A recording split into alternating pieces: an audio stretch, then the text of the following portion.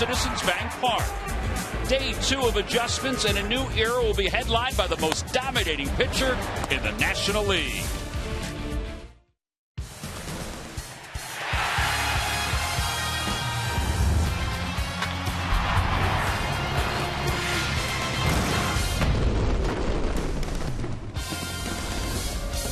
There have been so many years when fans settled in to watch batting practice because they were getting a chance to see the best team in the National League.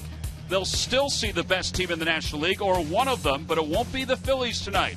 It'll be the streaking Dodgers, who are 21 games over the 500 mark. And speaking of streaks, take a look at what the Phillies have done in this most recent streak since the 20th of July. They're 4-20, which is the worst record in baseball at this point. .213 team batting average. The starters has been a real big issue, 6.07 ERA. Meanwhile, for the Dodgers, well, they've been incredible. Since the 22nd of June, they are 41-8. It's the best 49-game stretch since the 1944 St. Louis Cardinals.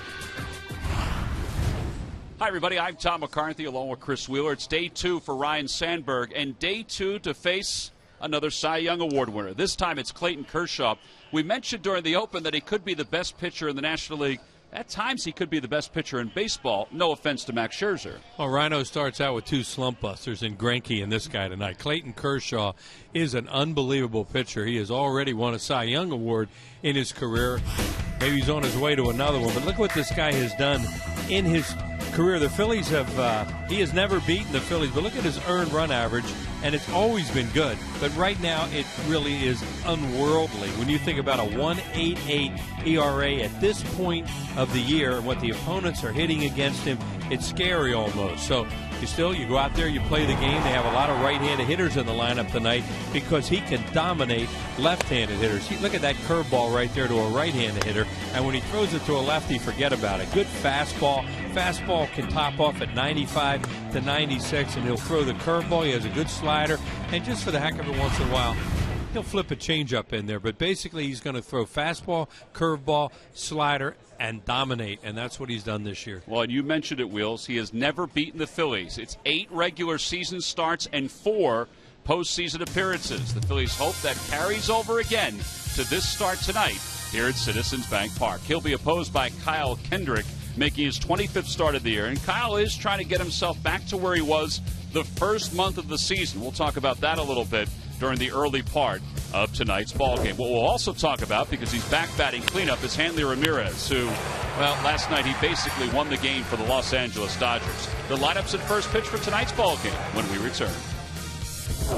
Phillies baseball is brought to you by Anheuser-Busch. A reminder from Budweiser, great times are waiting. Designated driver. By Toyota. Toyota's nationwide clearance event is going on now. Toyota, let's go places. By Xfinity, the official HD triple play provider of your Phillies. By Citizens Bank, where good banking is good citizenship. Isn't it time you experience good banking? And by Independence Blue Cross, the most preferred health plan in the region. Independence Blue Cross. Live fearless.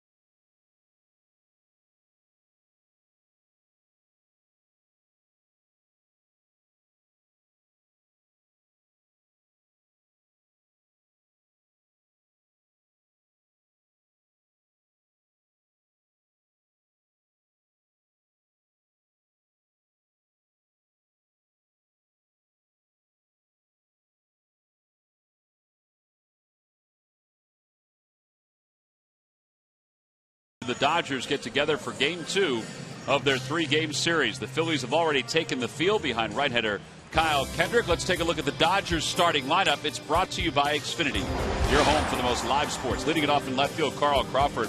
Yasiel Puig, the right fielder, bats second. Adrian Gonzalez hits third, followed by Hanley Ramirez and Andre Ethier. A.J. Ellis, the catcher, bats sixth. In the bottom third of Schumacher, Juan Uribe, and Clayton Kershaw. And they'll face Phillies right-hander Kyle Kendrick, who really has struggled lately. His earned run average is up to 4.48. Wheels, on the 3rd of June, his ERA was hovering around 3.10. Well, as you said, Tom, he's really been struggling. There's a lot of reasons. He's falling behind a lot of hitters. He'll get base runners starting to work a little bit slower, as he had done in some other times, and he's just not making pitches the way that he did before. And Kyle Kendrick has the ability to do that. We've seen it from him, especially lately, but not lately as far as his ability goes to get hitters out. Here's our Budweiser scouting report, and the changeup and the sinker are what he really has to live on. His numbers against the Los Angeles Dodgers certainly are not good. Hopefully throw all that out the window, get ahead of hitters tonight, and pitch a better baseball game, because if you give up runs tonight, you're in deep trouble against this team, because Clayton Kershaw is on the other side. And let's do our Nissan keys to tonight's game. That leads us right to the guy I just mentioned, who may be the best pitcher not only in this league but in all of baseball. Clayton Kershaw is just unbelievable at this point. And Philly's going to go with pretty much a right-handed lineup tonight, because Kershaw is so dominant against left-handed hitters. They're hitting under 200 against him with no home runs. Carl Crawford is ready. He'll get set to face Kyle Kendrick in the first pitch of the night. In there for a strike. So Kendrick does work ahead. An 88-mile-an-hour sinker. Wheels is right. The changeup is important for Kendrick, but during his side session, he worked on his sinker and getting on top of it and making sure that it was down in the zone on a consistent basis. And right, exactly, because the sinker sets up the changeup, and there's that little backdoor sinker that he can throw to left-handed hitters, and that's a very important pitch to him because it freezes him. He's ahead, no balls and 2 strikes to Crawford, who was 0 for 4 in yesterday's ball game.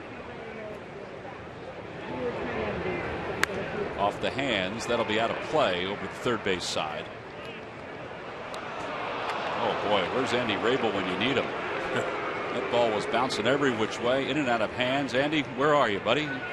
You got to help them out a little bit. There he is.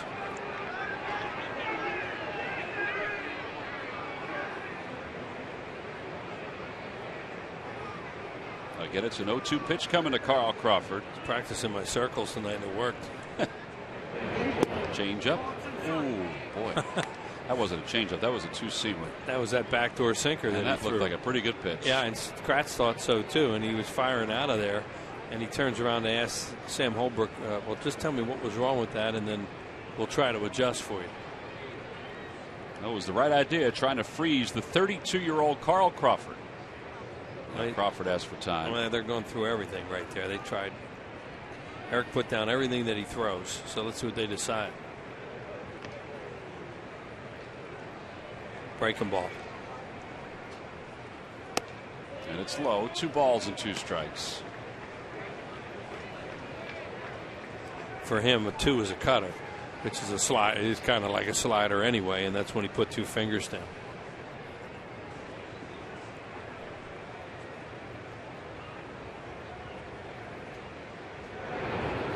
Ground ball foul. And it remains 2 balls and 2 strikes.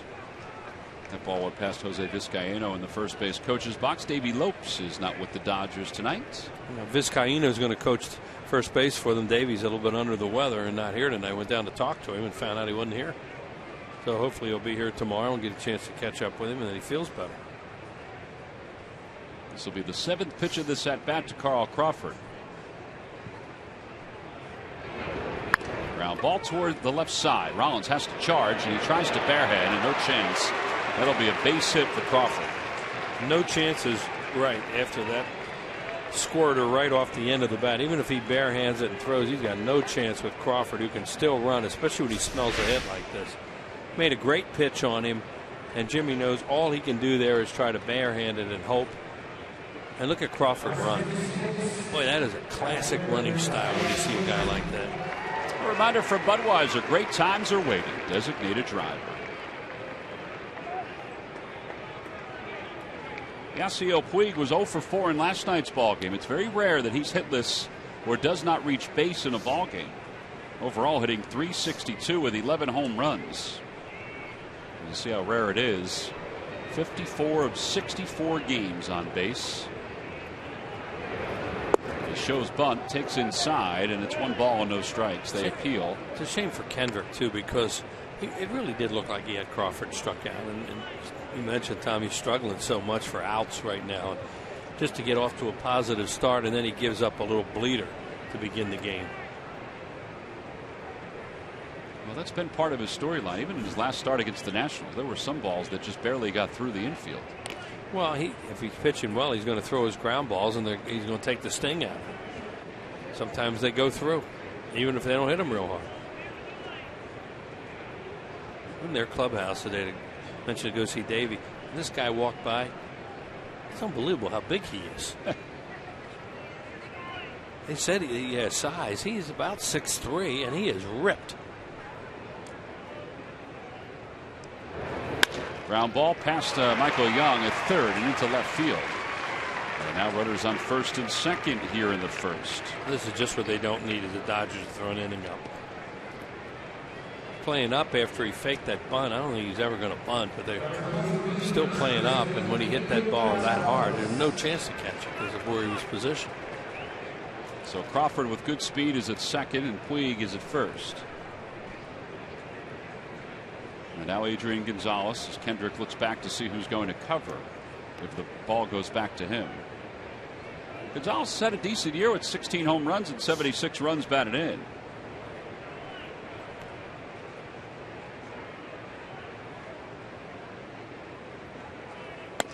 And that's over for a strike, and it's 0-1. Gonzalez is double play material. He's really a good hitter, but he can't run at all. And if he can hit it, if he hits a ground ball, he can get 2 here.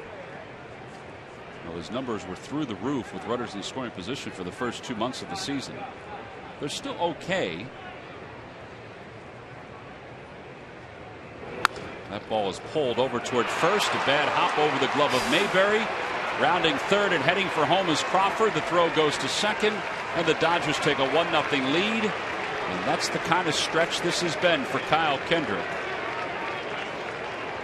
An RBI for Gonzalez, and still first and third with nobody out. That ball just absolutely fooled John Mayberry. Yeah, it's not hit very hard, and that's one of the reasons why it fooled him. And he goes down to one knee and just totally misjudges the velocity of that baseball coming out there. There's no way that ball should get through. Well, they scored an error and no RBI. And the Dodgers lead at 1-0. So 2 hits and an error, and now Hanley Ramirez. Ramirez missed 9 games because of a bad shoulder prior to the series, and then came out last night and was 2 for 4. And he's hit by a pitch, and that'll load up the bases. I don't know why he'd walk out there unless he thought Hanley Ramirez was going to go out to, because he's not going to try and hit him. With nobody out in the first inning to load the bases. For a left-handed batter, and Andre. Well, yeah, but when you get hit, sometimes it hurts, and you don't think about the circumstances. But you saw Holbrook go right out in front of home plate because Hanley Ramirez is not happy that he got hit, because that had to hurt right off the hip. But watch Holbrook right here. He points, okay, you go to first, and here he comes out just in case. And I think at one point he was thinking about saying something to Kendrick, and then even he thought, why would I do that? Umpire comes out in that situation just in case a player should attempt to charge the mound, and he could help intervene. And that's the only other reason would be to give a warning. Well, this is the same crew that was umpiring that series between the Braves and the Nationals in D.C. when Bryce Harper was hit, and Joe West, who was the crew chief of this crew, and he's off this weekend. He had a step in front of Brian McCann while Harper was yelling at Tehran as he was going up the first base line. Yeah, and that's why Holbrook did. That's why he walked out in front of home plate in case something happened, to be ready. So the bases are loaded with nobody out. And Ethier takes up and in. It's 1 ball and no strikes. So this is the worst case scenario that he's getting involved in here in the first inning when you're facing Kershaw too.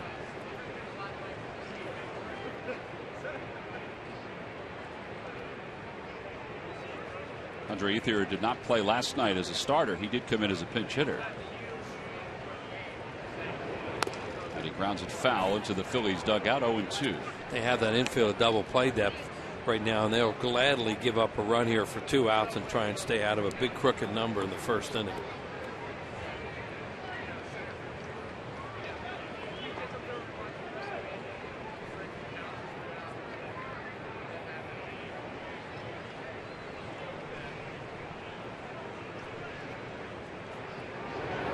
Broke his bat, back to the mound. This could be 2. There's 1, and there's 2. That was huge, and it was an excellent pitch from Kendrick. A 1-2-3 double play. You get the old cha-cha double play, the old 1-2-3 kick, and that is outstanding. Because we just talked about giving up a run on a double play. Well, they get the double play and don't give up a run. Makes a good pitch right there. Looked like a changeup off the end of the bat, and Kyle has plenty of time to come home and give Kratz a lot of time to get out of the way of that runner coming down the line so that he can't upend him too. Yeah, Kendrick put a lot on the throw to the plate to assure that Kratz can get out of the way, but also to get the throw up the first base line for Ethier, who's not running all that well because of a sore calf. Yeah, that's a nightmare for a catcher when that play's happening and he knows that guy's coming down the line and he gives him a bar of soap. A.J. Ellis is the batter, a .257 hitter. Take strike 1. Ellis was 0 for 3 with a walk and a run scored in last night's game.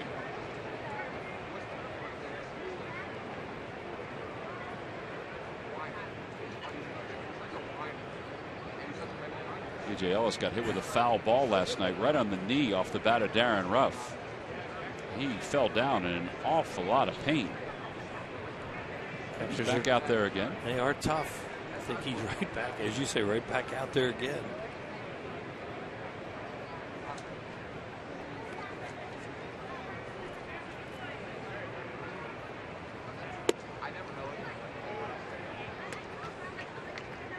He wants to get him out here too, and not go after Schumacher with the bases loaded with no margin for error. And again, Schumacher, a left-handed batter. He'd rather get the right-hander.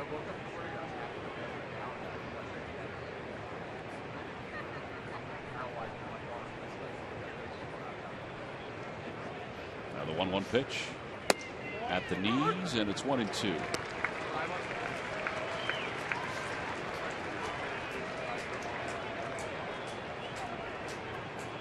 Adrian Gonzalez off third, Hanley Ramirez off second. 1 run is in, but 2 outs are recorded.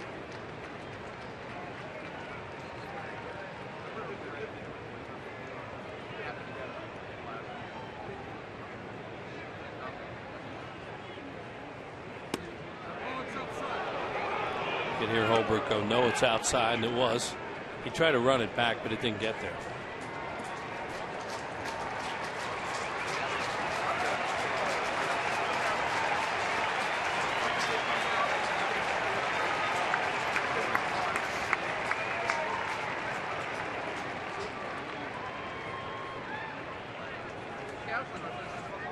Asked for time. Kratz will go out and talk to Kendrick.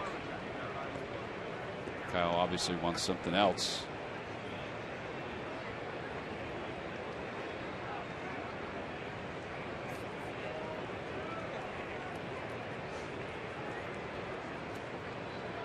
There's Carlos Ruiz. Has tonight off. He'll catch tomorrow with Cole Hamels on the mound.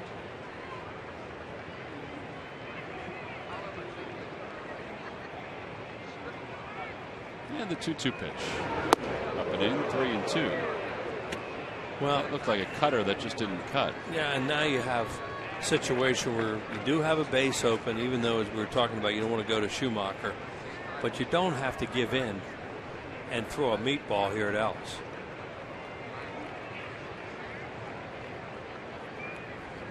See if they try that two-seamer toward the outside part of the plate.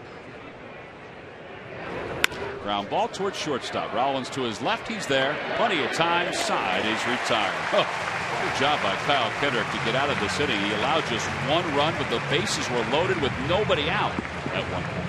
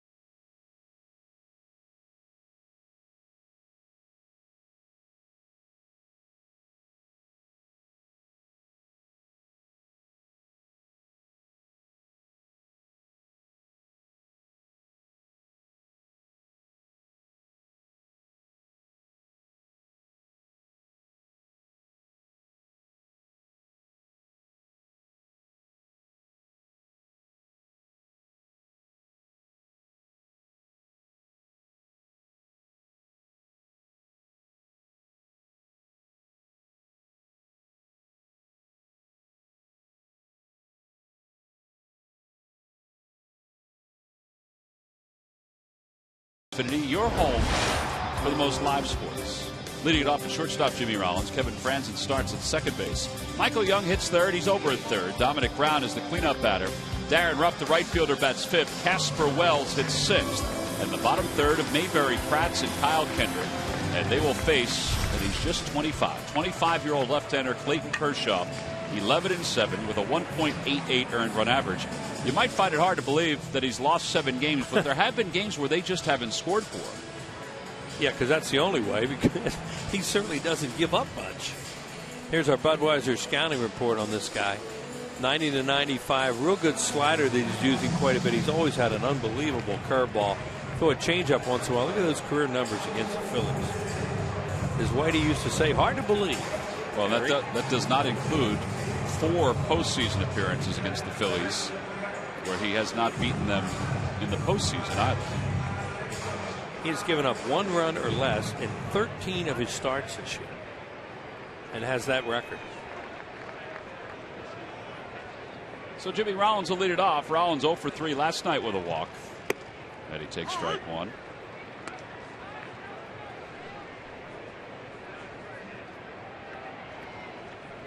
Rollins 6 for 25 lifetime against Kershaw. And a ground ball foul, and it's 0-2. When you face a great pitcher like this, all you can do is hit off his fastball, really, because his breaking stuff is way above average. That's why there's only one left-handed hitter in the lineup, because he dominates them. Now, you can hit him a little bit from the right side, but you better hit his fastball and not try to hit his off-speed stuff when he gets ahead of you. Well, here he goes. He's ahead of Rollins, 0-2. Swing and a miss, and 1 away. It's 175 strikeouts for Kershaw. Well, there's the point right there. As Tom said, he's ahead. He throws a slider, and it disappears. He's really come up with a very good slider, evidently. We haven't seen a whole lot of that from him. Before, he used to use fastball, curveball as 1 and 2. Now he's going fastball, slider 1 and 2 with that nasty curveball mixed in there also. Kevin Franzen has faced him twice. He's 0 for 2 against him. See Kevin's month of August, a lot of that as a pinch hitter. In fact, he's 4 for 27 in August. Rollins is 10 for 53. And Michael Young is hitting right around 200 in the month of August. And it's all part of what has been a problematic month for the Phillies overall. But it's only 1-0. And it looked like it was going to be a lot more, which is very encouraging when you're facing a guy like Kershaw.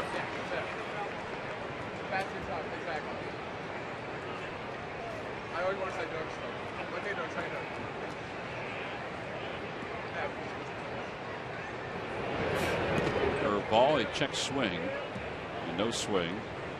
Now this time with Franzen, he goes 0-2 curveball, where with Jimmy he went slider. They're both put away pitches. Second half of the season, since the All-Star break, Kershaw 3-1 with an earned run average of 1.46, averaging a strikeout per inning pitched during the second half. It basically is doing the same throughout the season. National League Pitcher of the Month of July, 4-1, 6 starts, 1.34 earned run average. There were a lot of people that thought it would be a no-brainer to allow him to start the All-Star game. But Matt Harvey of the Mets started, which was absolutely fine. And Kershaw was totally fine with it, too. Good theater. That's what that was in New York. Well, and that's basically what Kershaw said. So it's totally understandable that Matt Harvey would start the All-Star game and thought it was the right thing to do. 2-2 pitch to Franzen. And out of play down the right field line.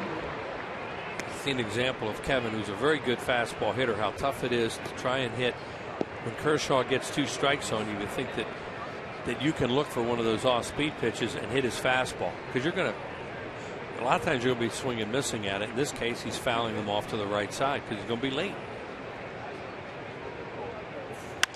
Out toward right field, Puig ventures back,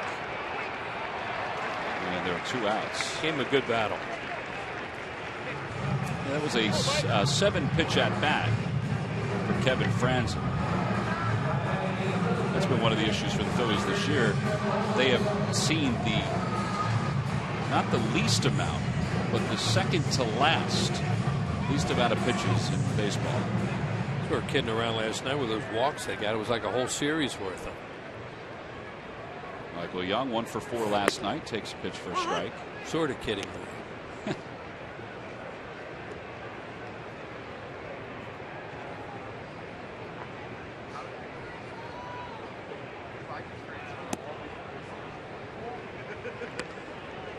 Kershaw, with everything else about him, is a big, tall guy with great leverage and a funky delivery, too. There's nothing smooth about him. It's herky-jerky and probably very difficult to find the ball. He gives that little hesitation, and then he hides it really well, and then it comes out with all that stuff. Lucky McDonald's Phillies home run jackpot contestant is Wayne Kulhanek, Sr. of Dover, Delaware. The Phillies hit a home run at tonight's ball game, then Wayne will win $200.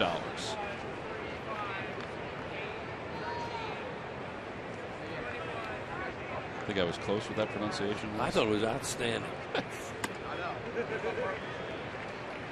Here's another Whitey line. And Wayne, you know who you are.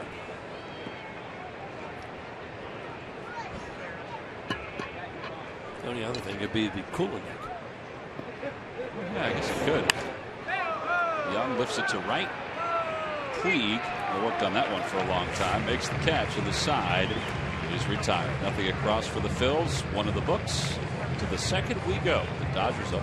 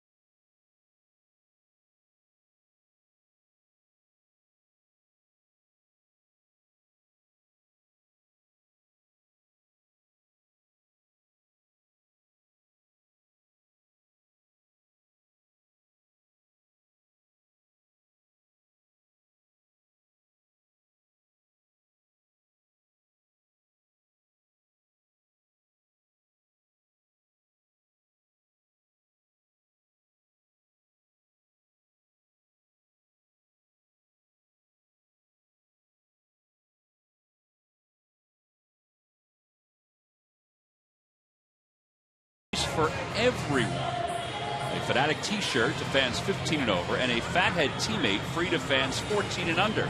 Both compliments of Liberty Mutual Insurance. Order your tickets now by going to Phillies.com. Wheels, did you pick up your Fanatic t-shirt? Yes, I took a couple of them home last night. All right, good. There it is right there. They're on the couch in the office saying, take me. Fanatic is always upset because he doesn't, he wants to make sure that he can branch out. They're very nice. Here's Skip Schumacher. It'll be Schumacher, Uribe, and Clayton Kershaw against Kendrick. Schumacher did not play last night, but he is 9 for 24 against Kendrick. And, you know, there are times when those numbers play into whether a guy is going to start or not against a specific player. Absolutely. Ground ball toward first. Diving play by Mayberry. One thing managers will tell you a lot of times, Tom, as you go back to your point right there, is they'll go back and look at numbers, but then they want to say, well, when did he do this against him? Was it 5 years ago? Was he a different player at that time? Was the pitcher different at that time? So it just doesn't mean that the numbers are really good or bad, but when do they do them? It's like last night, Andre Ethier did not play against Cliff Lee because his numbers are not very good against Lee. And as Don Mattingly said before the ball game, the computer kicked him out of the game. Basically, that's what he said. Cliff was very good last night for the Phillies. He wound up suffering the loss, but he went 8 strong innings, 5 hits and 3 runs. Rollins can't get that one on one hot ball. Was hit hard by Uribe, and it's a 1-out single. That'll bring Clayton Kershaw to the plate. Well, today was day 2 for Ryne Sandberg when he met with the media, and he met with them in the dugout instead of in the media room. And Murphy went over a number of different things today. He certainly did. His first daily briefing with the media, which he'll do just about every game day. And, Ryne Sandberg was asked a lot of different questions, but one of them was about his demeanor. We've gotten to know Ryne over the past 2 years or so, and he seems to be a mild-mannered kind of guy. He was asked about that, and he said, well, when the situation needs it, he certainly is not a mild-mannered guy. He said it's one of the things that he learned as a manager in the minor leagues, that sometimes, as that ball gets past John Mayberry, Uribe will advance to second. Oh, he's thinking about third. Here's the throw by Mayberry, and it is in time. That's not a very bright play. You got an outfielder playing first, and he threw a very accurate one-hopper to third.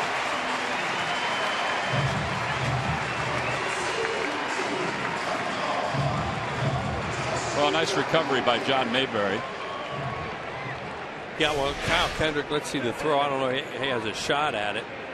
Throws it into the runner. Well, he probably should have caught it, but he didn't.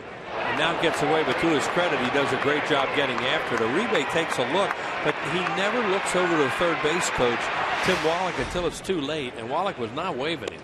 What did you think of that play there, Murphy? You had a pretty good view of it. I did. I thought I was going to be a part of it for a second. Thank goodness you didn't reach over and touch it. That's right. That ball's in play, Wheels. I'm not touching that. That's good. That was a good move on your part.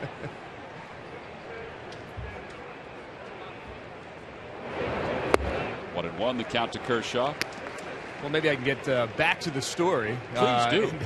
From the mild-mannered manager, Ryne Sandberg. Rudely interrupted. When we last left you, we were talking about, he was asked about that today. And he said one of the things he learned as a minor league manager is when you need to not be mild-mannered, or when you need to perhaps get in the face of an umpire or one of your players. And it's one of the things that he said as he went along, he was able to get better and better at. He said, you'll see that if the time arises when I need to do that, whether it be in the clubhouse or out on the field with an umpire, he will do that. And it's one of the things that will be a first for us to see, because we haven't seen Ryne have to handle that kind of thing yet. 6 ejections as a manager in the Phillies system, 1 as a major league player. And we'll see how that transpires as his career moves on.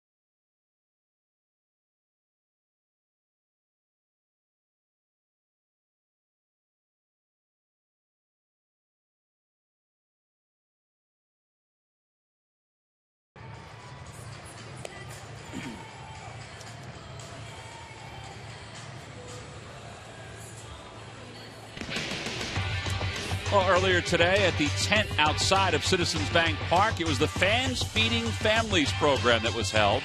We've been talking about it for the last several weeks, and it obviously everything goes toward Phil Abundance. Citizens Bank is a big part of it. So is Roy Halladay and Brandy Halladay and the Halladay Family Foundation, and fans who purchased tickets for the event got a chance to get a picture signed by Doc. They got a chance to meet Larry Boa. The Bull was there too, Greg Luzinski. It was a great event, and it's the 3rd year that this event has taken place. Dan Fitzpatrick, who you see right there, who's the president of Citizens Bank in this region, he and his folks do an absolutely fantastic job with all of their work in the community. And again, as we said, all of it goes toward helping fill Abundance, Goya, ShopRite, Aramark, you name it. The list goes on and on of the folks that are part of this program. And you see the logo on those T-shirts. Been selling pins. They're still available at the Majestic Clubhouse store. And all the proceeds from those pins go toward helping fill Abundance. No, it's just a great job by so many people. It's a beautiful night, too. As Dominic Brown fights one off, hits it to short. One pitch, one away here in the second. That's the whole thing about trying to hit off his fastball early in the count, and especially if you're a left-handed hitter. That's what Brown tried to do. The only problem was that thing ran right in on his thumbs.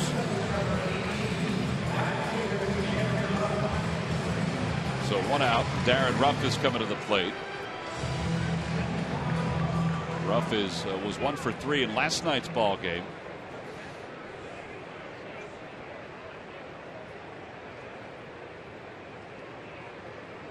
Seven home runs here in the big league. 7 home runs down in the minors this year. Murph was telling a really good story there about Ryan Sandberg. Then the game got in the way.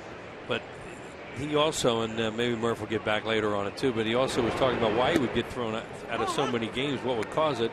And he took a pause and he went, verbiage, which was a great way to put it. And that normally is what will get you thrown out. And if you stay out there too long. Well, he said that's what happened with his.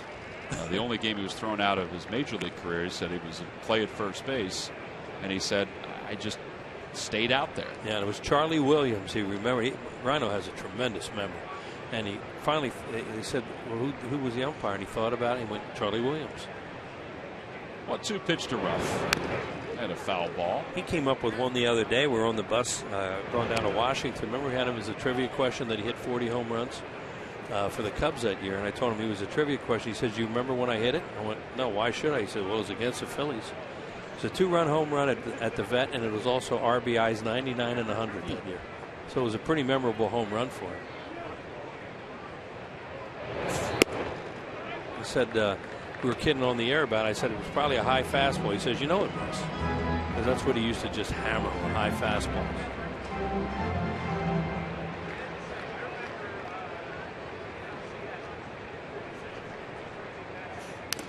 Another foul ball. It remains 2-2 to Ruff. Darren has reached base safely in 40 of the 42 games that he's played. He has a lot of good at bats. He works pitchers pretty well for a young player, and we'll just see how he progresses.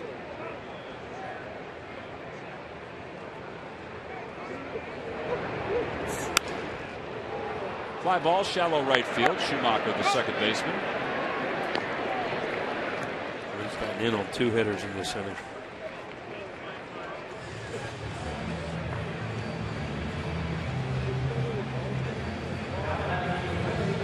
Ruff is retired. Here's Casper Wells. Casper still looking for his first hit in a Phillies uniform. He is 1 for 4. It is at bats against Kershaw.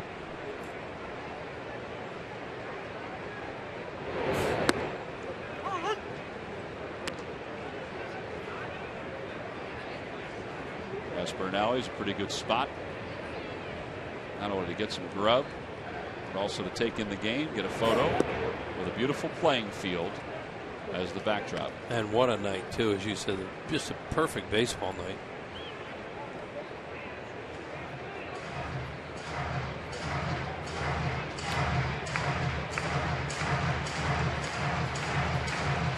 Nice sized crowd on hand tonight. And the 0-2 pitch. Low with a slider. 1 ball and 2 strikes.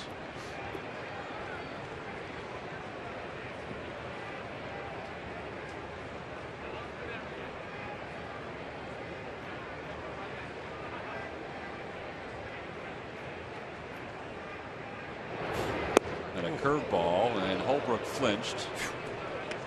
Just a little outside. You talk about a big 12-6 hook. Throws that one in the 70s, the sliders in the 80s. Fastballs in the 90s. That's just the way you draw it up.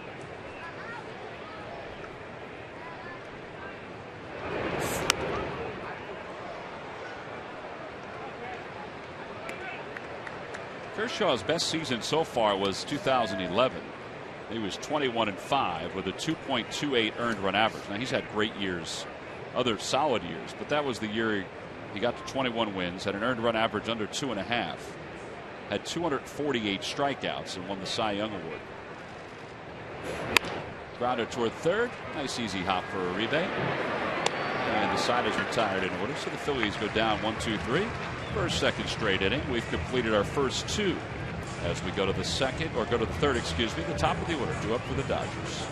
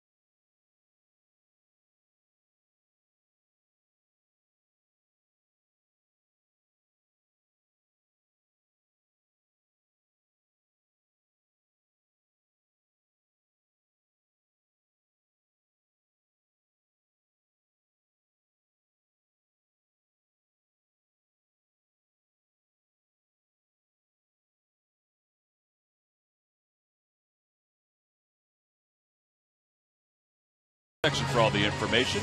Maybe get the Fanatica shirt.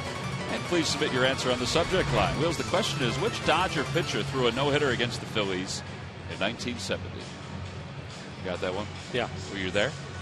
I know, but I remember it.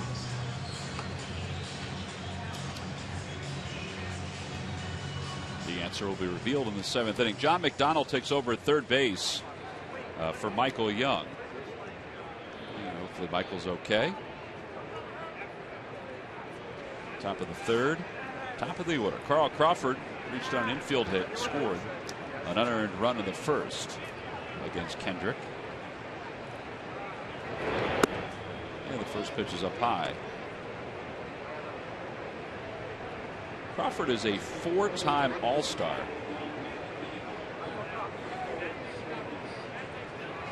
Scored 100 runs 3 different times in his career, but he has really battled some injuries.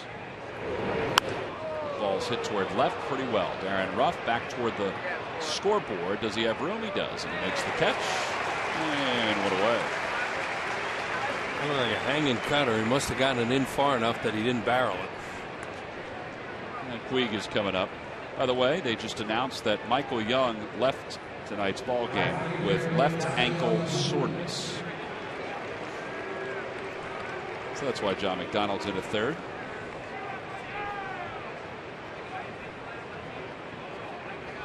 Cody Ashe not coming into the game at third base because he's a very young player, and this is a good night for him not to face Kershaw.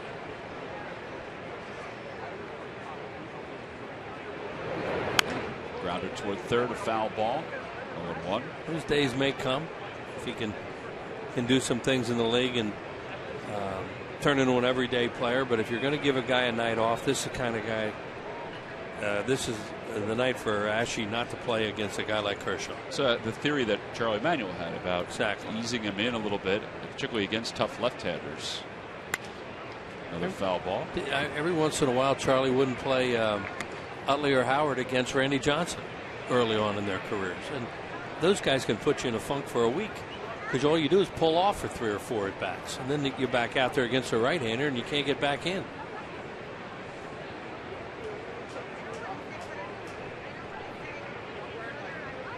Puig singled his first time up, and it's low, 1-2.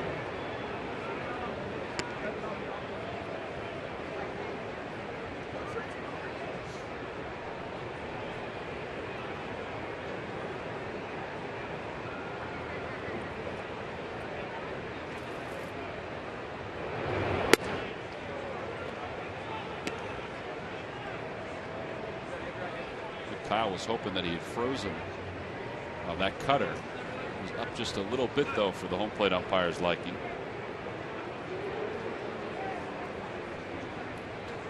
Two balls, 2 strikes. Excuse me, Tom. Puig stands way off the plate. You think he'd be vulnerable away, but he seems to have really good plate coverage. Maybe against a right-hander with a good breaking ball.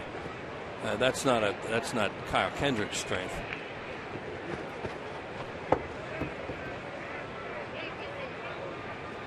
The league's figured him out a little bit, but he's still a special talent.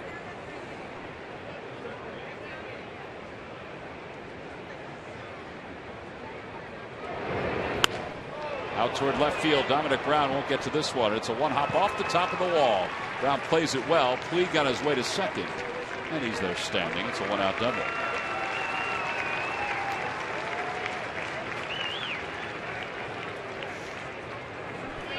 All right, let's take a look at our Mazda leaders. Part of the reason the Dodgers are winning is because of Puig, but look at what they've done the last 49 games. Cardinals in 44 and in 42. You go back to the Giants in 1912 and 1913. Just been remarkable. You know, you're watching history, even though you're watching it from one coast to the other most nights. Yeah, this is an amazing run this team's on. And they've been doing it for the most part without Kemp. Fly ball center field. Casper Wells makes the catch. Puig is going to go to third. Here's Wells's throw. It is in time. That's the stuff he does that is just kind of foolish, and they're trying to work with him on it, but he'll learn. Well, nice job by Wells. He still had to make a clean throw, and he did on one hop as John McDonald was able to corral it. Wells back at his heels a little bit, but still with a strong arm to now Puig to finish off the top of the third.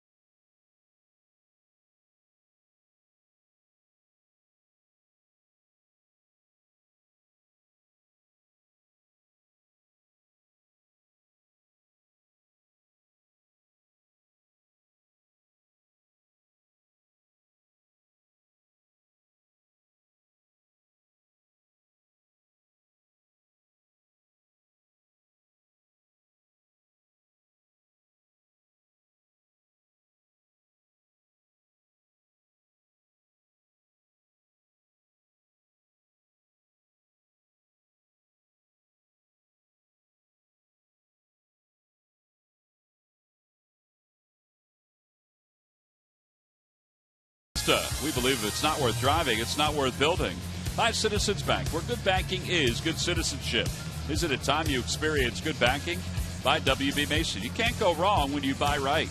And by Nissan, at Nissan's bottom line sales event, choose a better way to drive and save. Choose Nissan.com today. Well, Puig makes a mistake here, but the reason he does it is he sees Wells get back on his heels a little bit. Right there, he will drift back a little bit, and then he hesitates. Puig is going to try and outrun a major league outfielder's throw from a very, very short distance. You can't do that.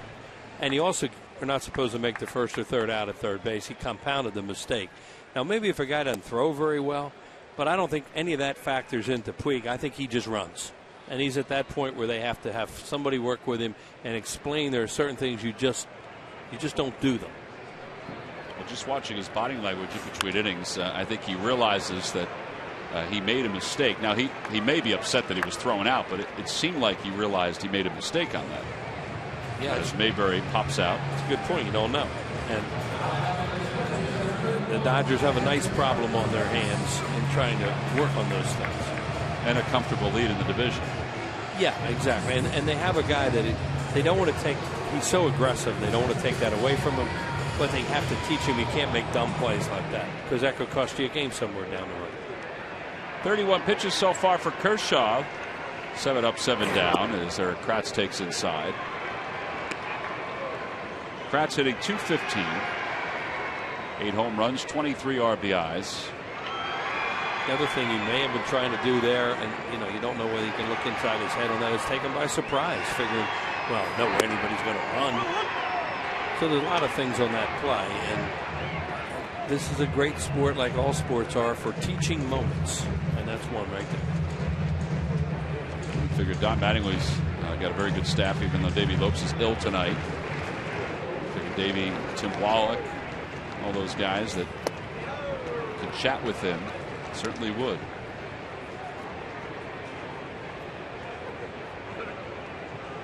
One and 2 to Kratz.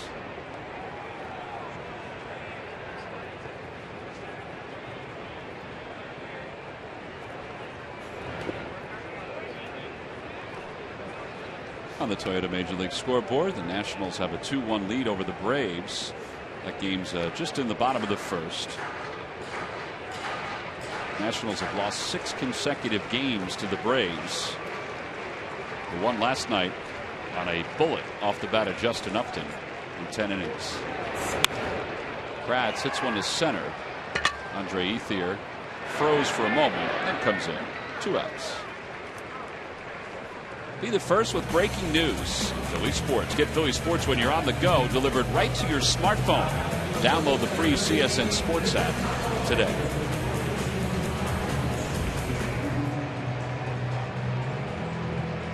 How important it was for Kendrick and out of that first inning with just the 1 run, because here comes Kershaw, 1 hitter away, the pitcher, from going perfect through the first 9.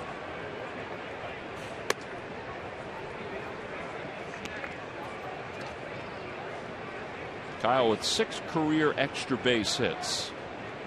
One of those extra base hits this year, it was a triple. Out toward right center. Not deep. Ethier is there, and he makes the catch. Oh boy. Hoping that he wasn't slammed by Puig as he did it. 9 up, 9 down for the Phils. We go to the 4th, 1-0 Dodgers.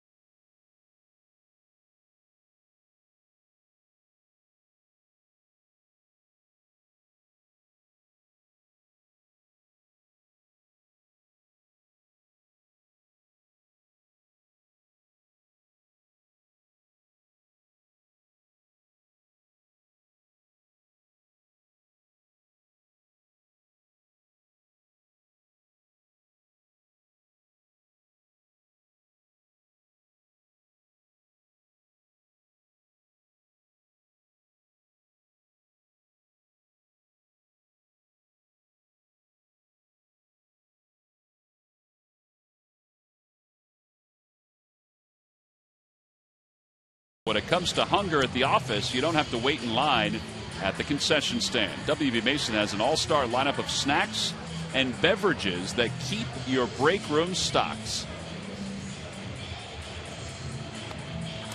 Dodgers up 1-0. They scored a run in the first. Henley Ramirez, Andre Ethier, A.J. Ellis are the scheduled hitters for the Dodgers against Kyle Kendrick. Kendrick made the last out in the bottom of the third, so he's just finishing up his warm-up tosses right now.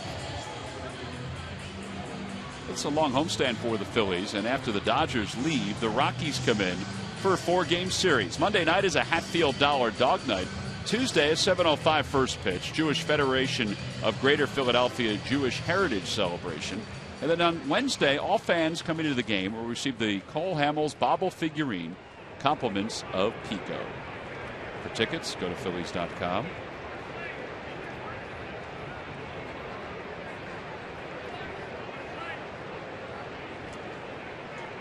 And Ramirez was hit by a pitch his first time up. As it turned out, it wasn't a bad thing, because then Kendrick got Ethier to bounce into a 1-2-3 double play. Yeah, made a good pitch on an off-speed pitch. Bases loaded. You like that ball coming back to you as a pitcher. Just don't want it coming too hard.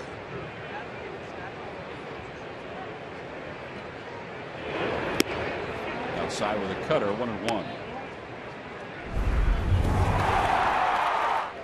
Well, one of the reasons that, again, this team's in first place, because of this guy right there. You talk to a lot of their coaches and people that are around. They say debatable. This guy here could be their MVP. I do know that Adrian Gonzalez at first base has more RBIs. But they talked about after that WBC that he realized how important winning is. And this year in Los Angeles, yeah, he's had problems over in Florida, but this year they say that he has been a model citizen in terms of playing, hustling, and getting key hits. Talked with Ricky Nolasco, who was a teammate, and he said, yeah, he did have some problems in Florida because he was a younger player there, and probably one of the best players on their team at that time.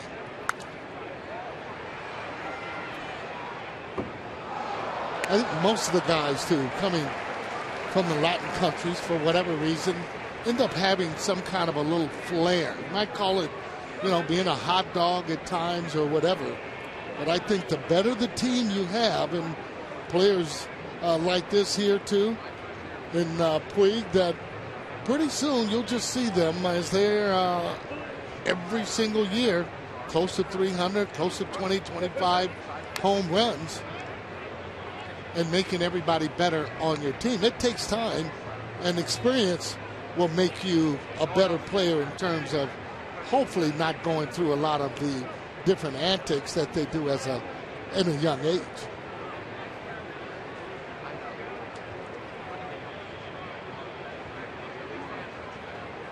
I've always thought he was a pretty good hitter, even in his first 1 or 2 years. Last year, not having a good year. I think the tough part for any baseball fan to get past, but I guess this is the case for a lot of players, as you see Ethier on deck, is how disinterested he seemed in his final year with the Marlins. Oh, yeah, he had problems there. Again, it's definitely well documented. Remains 2 balls and 2 strikes. But there are a lot of times team will trade for talent and hope that maybe they can kind of turn him around a little bit. And there's no question about that he's a guy that early on was a 5-tool player, being able to steal bases, hit for a high average, and with power. It remains 2 balls and 2 strikes. I mean, there are times, to be quite frank, even with Jimmy Rollins in playing, that he's not 100% down that line every single time. I think that the fans will be forgiving depending on how you go out there to be able to play. Ball's rocketed foul into the seats on the left field line. It remains 2 balls and 2 strikes. Look out.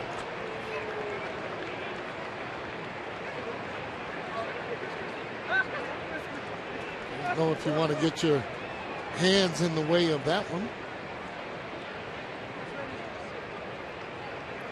This is a 10 pitch at bat.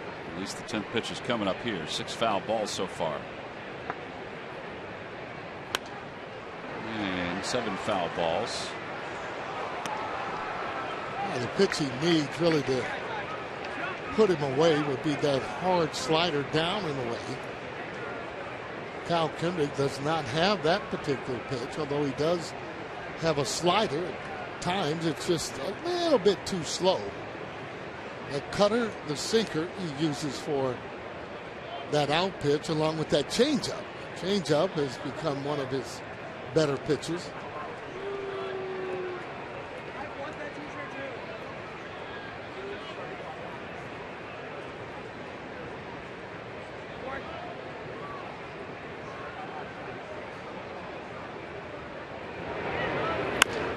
For the shortstop, big hop for Rollins. And 1 out here in the 4th. And that'll bring Ethier to the plate.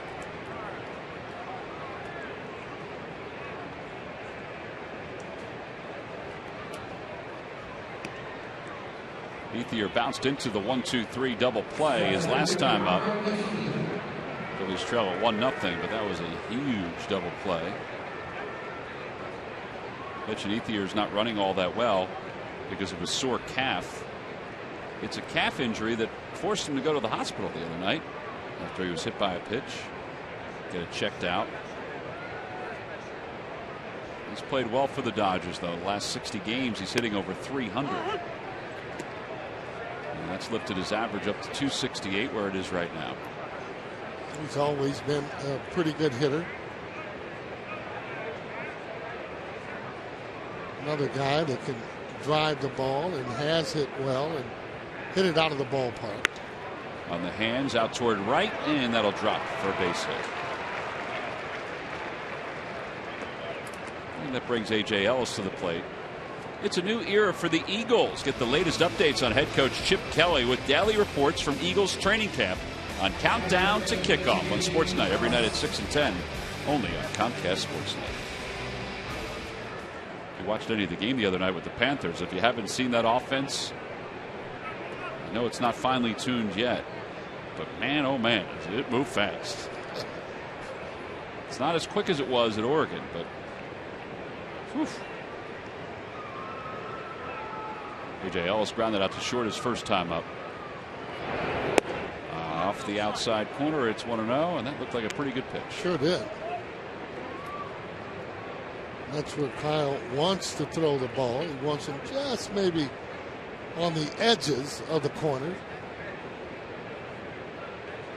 More importantly, he'd like to have a little bit of movement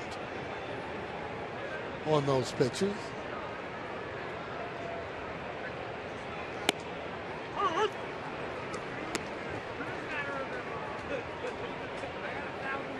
Tim Wallach's looking for Don Mattingly before he lays down the signs.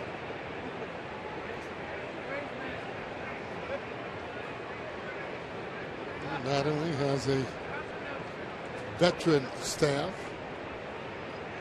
guys that have won before. Always helps.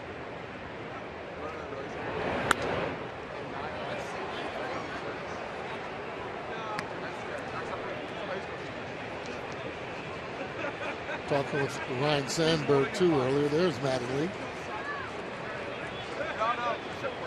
Mark McGuire, hitting coach, right behind him.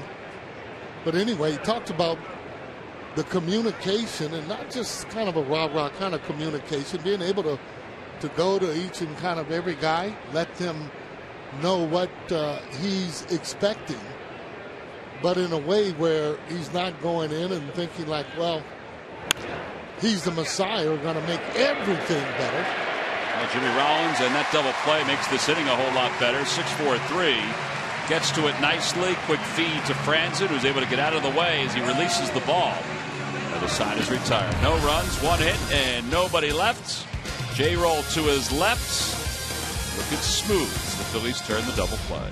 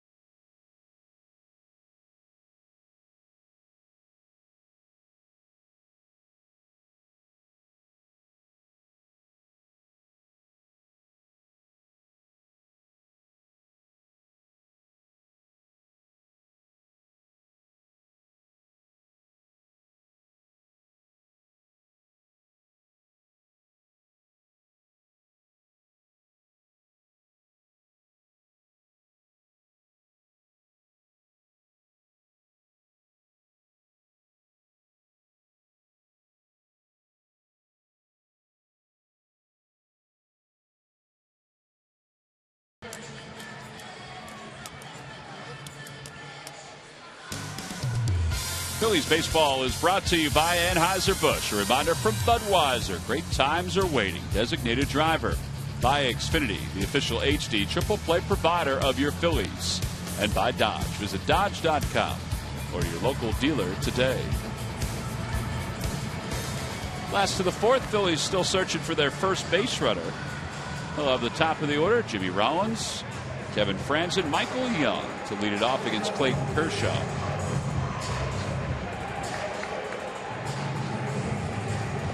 I tell you what, you want to try and get that hit out of the way as soon as you can. The longer this game goes, obviously, the more pressure.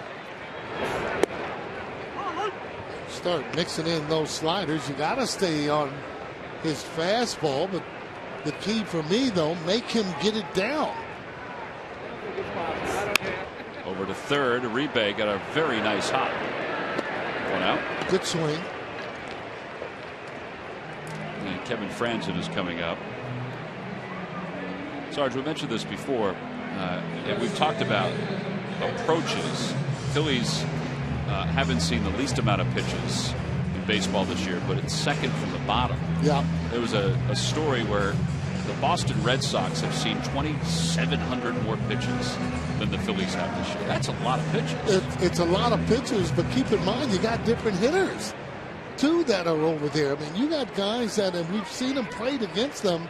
The one thing they don't do, I mean, they'll take the off-speed pitch early in the count, which will mean that that pitch count's going to get up there, and you throw them that number one, they're fouling it back or putting it right in play. So yeah, it's okay to take and see more pitches, but the fact of the matter is, pitchers that don't fear you aren't going to be pitching around you. So therefore, they will have and see more walks. Some of the better teams that have better hitters. We was talking right with Steve Henderson about that. The guys getting walks or, taking more pitches. The reason that they end up taking pitches, a guy like Cabrera or even Prince, is because the pitcher is fearful of throwing a strike. And a called strike three, a slider to Franzen. It's the second strikeout for Kershaw. They'll bring John McDonald to the plate. Speaking of Clayton Kershaw, it's time now for tonight's Cold Hard Facts. Brought to you by Frost Brewed Coors Light. Kershaw's 2.64 ERA is the lowest since 1920 among pitchers with 1,000 or more innings and 100 or more starts. Wow. 1920. This guy here is just dealing. I mean, he's the type of pitcher you want to. You get your rest on, get in bed early. He's the type of guy that will make you think about him. But again, you use this as a challenge to face a guy like this. That's why his record 0-4, you just throw right out of the window.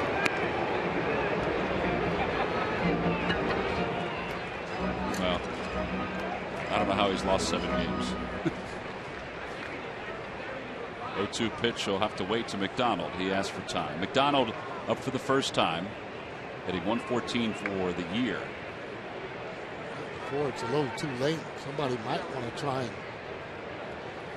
maybe drag one, get him out of his rhythm.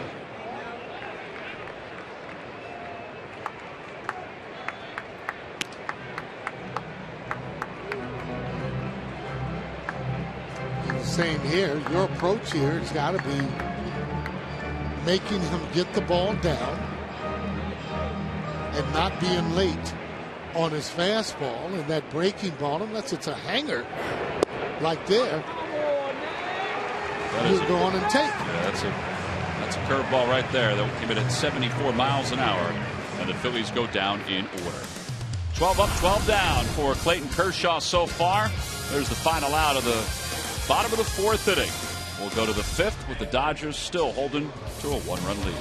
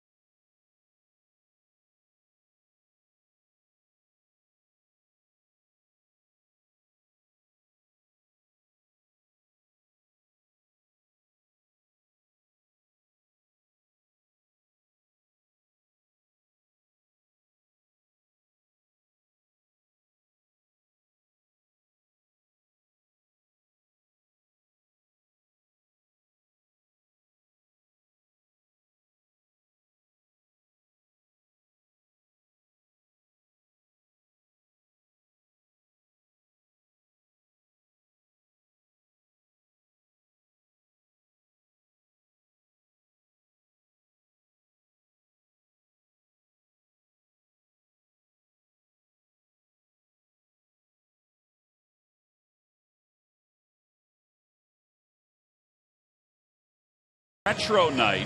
It's brought to you by Total. Then the series against the Diamondbacks wraps up on Sunday, the 25th. All fans 14 and under will receive the ShopRite Back to School Backpack. For tickets, go to Phillies.com. Speaking of the Diamondbacks, they beat up the Pirates today, 15-5. Martin Prado hit his 11th home run. He was 4 for 5 in the ballgame. It's been tough for anybody to cool off the Pittsburgh Pirates. And Skip Schumacher takes strike one. Yeah, it's another club that has good pitching, plays good defense. And they've been getting timely hitting, been able to come back and win some ball games after being down.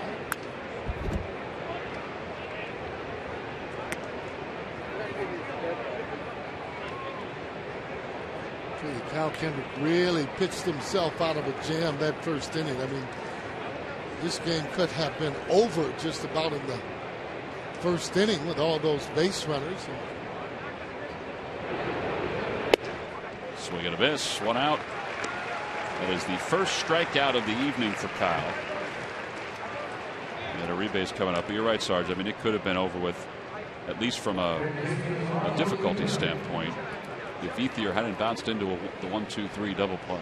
Well, you know, when you got that offense, and every time you're coming up, you're 2-0, 3-4-0 down. That has a way of making it hard for you to try and come back. Out to right field, Darren Ruff. He won't get that one. It's a one hop off the wall. And Uribe on his way to second, and he'll get there sliding. So he has a single and a double tonight. One of the few times you'll actually see him try and hit the ball to right field. Normally he's trying to hit the ball out of the ballpark. Take a look at this swing here. See how he stays there and he actually goes that way. He stays close for the most part. But again, actually trying to go that way.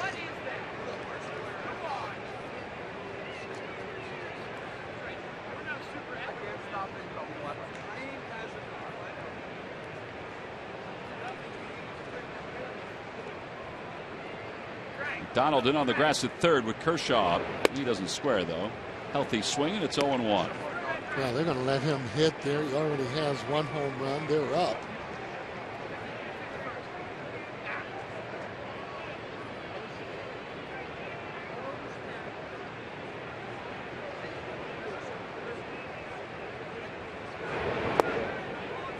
I think that's a good idea. I mean, we have pitchers up there like a Cliff Lee, Cole Hamels. It's already one out, a runner in scoring position. I'll let those guys go on and hit. Let them swing the bat.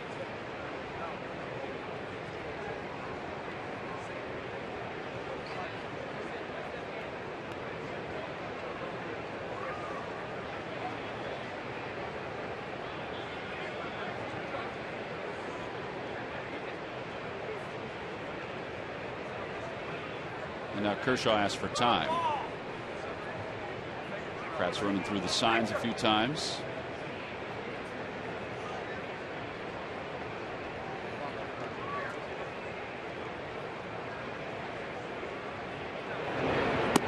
Outside and high, 2-1.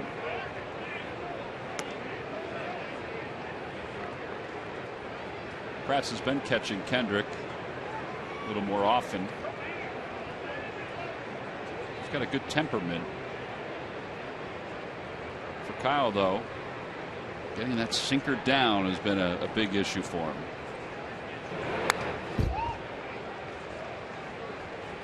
Well, he wants it down and he wants the movement on it, but he cannot afford to pitch up in the zone continually. He can get away with it every now and then, but for the most part, he wants it down to get ground balls.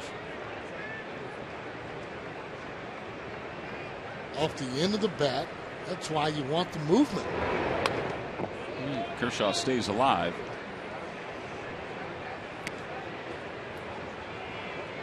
Well, these bullpen sessions that pitchers have, particularly when they're struggling, become important. Sometimes it's to just get your work in, but other times it's to try to tinker with things, not only physically but also mentally. It's a good point. And that's part of what they tried to do in the last bullpen session for Kyle.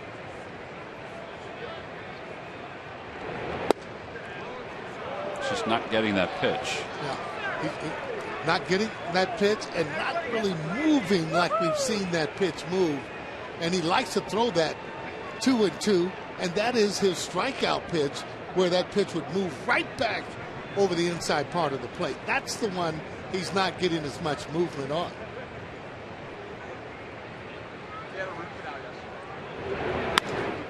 Kershaw slices it down the left field line. That's in for a base hit.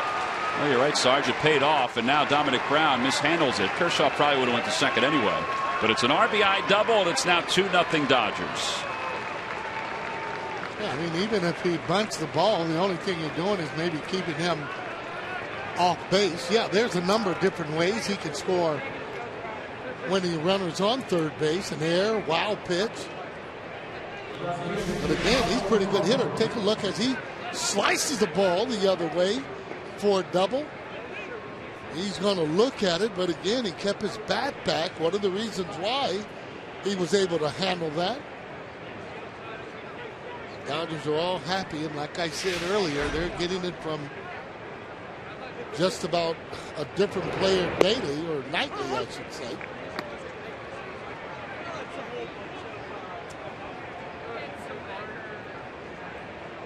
A double for Kershaw, his third of the year, 7 RBIs.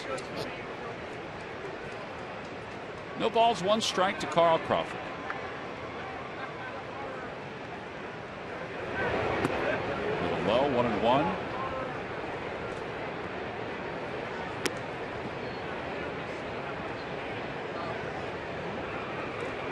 Infield single his first time up after Kyle thought he had him struck out.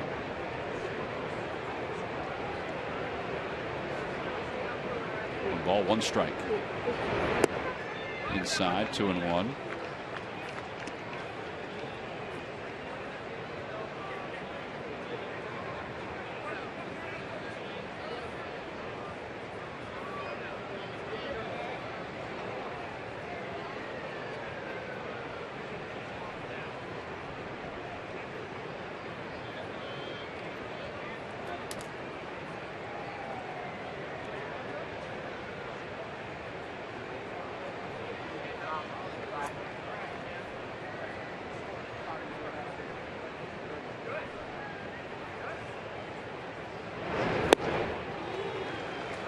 That's one of the better changeups he's thrown tonight.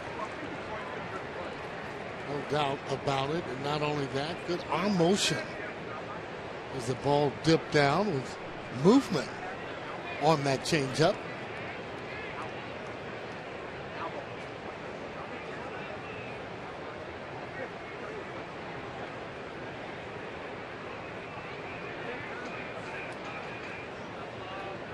It's not on the same page.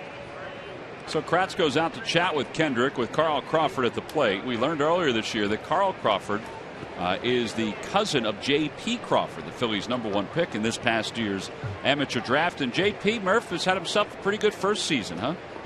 He certainly is turning some heads and impressing some folks. In fact, so good down in the Gulf Coast League, batting .345. He had 12 stolen bases, plays a very solid shortstop, are the reports as well. He has now been promoted. He is headed back up to Lakewood. He's going to play for the Lakewood Blue Crawls and the South Atlantic League. And it's, very young for a guy who's just 18 years old to make that move to low A ball. So the folks in the organization very, very excited about what they've seen so far out of Crawford. And we'll see what happens when he's with the Blue Claws. He'll have an interesting teammate this week when Roy Halladay rehabs with the Blue Claws.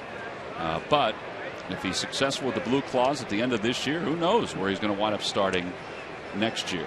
Rich Doobie going out to the mound to talk to Kyle Kendrick because Carl Crawford reaches on an error by Kevin Franzen. It's the third error of the night for the Phillies. Well, he catches this. Only one play that he had, which going to be the first base. You lose the handle, though, with Crawford running, no chance. And you can see those big 3 errors. Again, though, looking for a ground ball. Well, he's got Puig to deal with runners on first and third. Third error of the year for Franzen.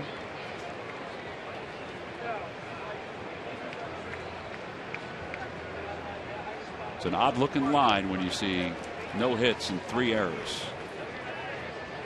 Sure is.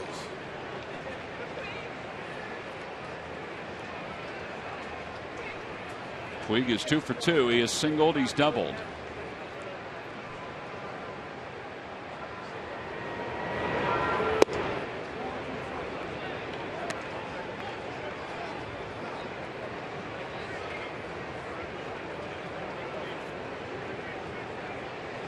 When we talk about growing pains with young players, especially young players that can play, Puig actually running, getting thrown out at third base earlier tonight. But those are some of the things that you're going to go through. Dominic Brown last night diving at a ball, and he admitted, that I made a mistake, and I was asking him what was going through your head when that happened, and he said he was just trying to do too much. So I said, remember now that you're playing against the scoreboard, and actually who's up next. Those are all the things when you're in the outfield you have to think about before a play is made. And without beating him up, I mean, obviously offensively, and I didn't go down there to do that anyway, just to ask him his thoughts on it. He recognized that, and hopefully he'll get better on it, and that won't happen again. Swing and a miss at a high fastball, 2-1. I know Juan Samuel talked to Dominic about that play right after it happened.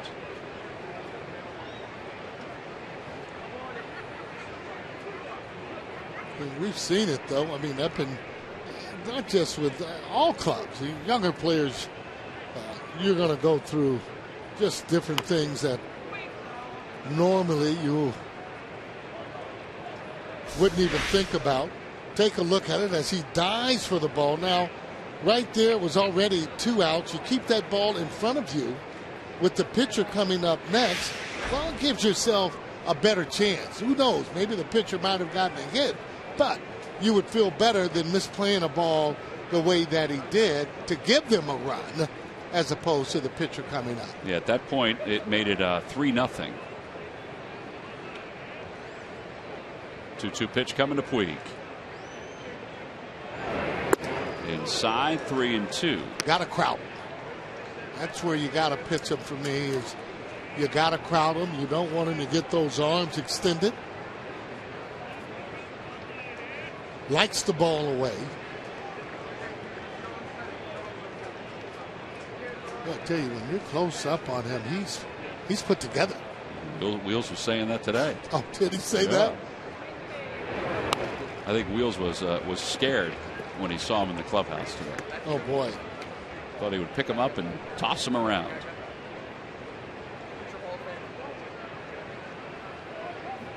Well, he could have done it easily, let me tell you.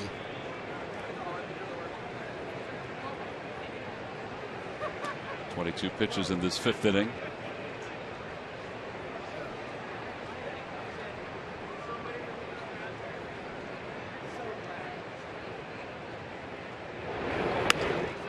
Fights it off. Nice catch by that fan down there.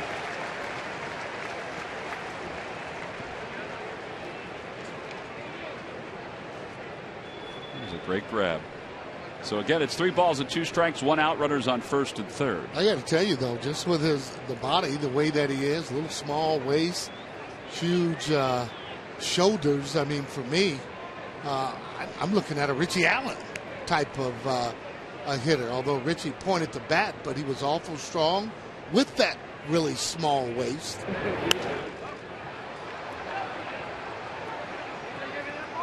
Sammy Sosa was kind of big that way. Had big shoulders, but I think shorter for me.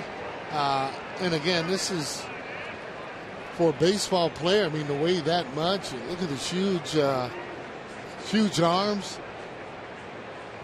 I mean, he's not the guy that if he's calling for it, you want to say, I got it. I think you want to go on and move out of the way if you're in the infield. Throw over to first base. Does he remind you at all, body-wise, of Bo Jackson? That's another good one. You know, that's another good one, although I thought Bo was a little bit more stockier, but you're right. Stockier maybe with the legs and shorter, but the upper body.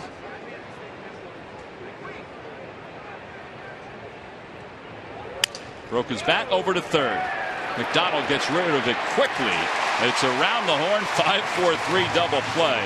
Oh, the double play ball has certainly helped Kyle Kendrick tonight. The Phillies have made 3 errors tonight, but they have 4 double plays. Middle of the 5th, it's the Dodgers 2, the Phillies nothing.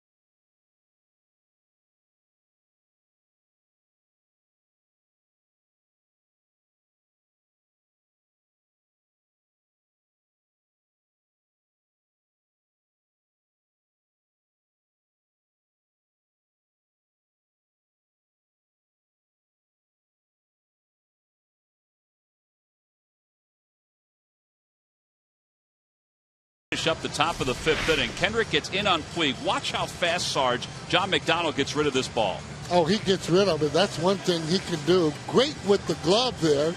And they turned that with a guy that runs pretty good. Looked like Puig was limping there a little bit as he went across that bag. Yeah, just a little bit. Got in on his hands, though. See, he's hustling right there. See how he kind of starts to limp just a little bit? Maybe that's the way he slows himself down. Could be. He's decelerating. In between innings, Kyle Kendrick talking to Sam Holbrook. I think, and I know I've said this, I think there have been a couple of pitches where Sam Holbrook hasn't called that two-seamer strike, and I think this one in particular against Kershaw before the double. I don't know. You don't think it moved back enough? Not for me. Okay. I mean, it was borderline in there, but I don't think it. When we've seen that ball move in, you go like, "Oh yeah, that's a strike." Okay. I think earlier there were some more that moved in. No, they were. There was no doubt about it. Well, Clayton Kershaw is not allowed a hit or a base runner through 4. And it's 0-1 to Dominic Brown. It's a tough pitch. Tough pitch to hit. You know, if your game plan is to lay off that high fastball, he throws one.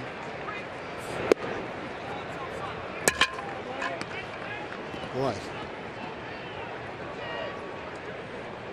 50 pitches with nobody out here in the 5th. Curveball line towards second base, hit for Dominic Brown. It's the first hit of the day for the Phillies. And it comes to start the bottom of the 5th inning. Well, you can hear him exhale on that bench right now. The Dominic coming through with that single. And again, he's just learned how to hit. Stays on a breaking ball. We've talked about it before. The high breaking ball is the pitch you want to hit. He stays back, actually adjusts on that. Had plenty left at the line drive right into center field. And that is hitting. He's really coming to his own. Darren Ruff popped out his first time up 0 for 1. Now that the Phillies have their first hit, let's see if they can get their first run. Fastball, and it's 0-1. I'd have thought that pitch was inside. But that's the level that you want to swing at, unless it's that breaking ball. I would swing at that high breaking ball. Why? Because it doesn't have as much break as it would as it's going toward the knees.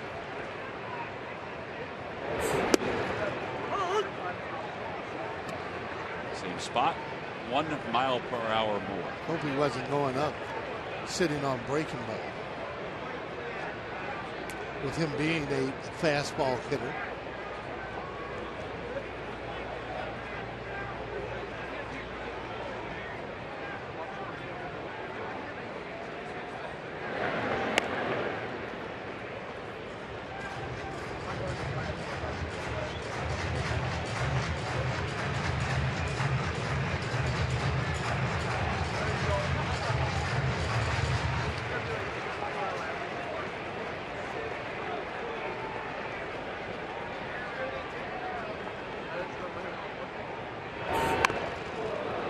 Swing, foul ball. He was trying to protect himself in a lot of ways. Protect the strike zone, protect his body. Oh, that's what you call there. Knocking the bat right out of your hands right there.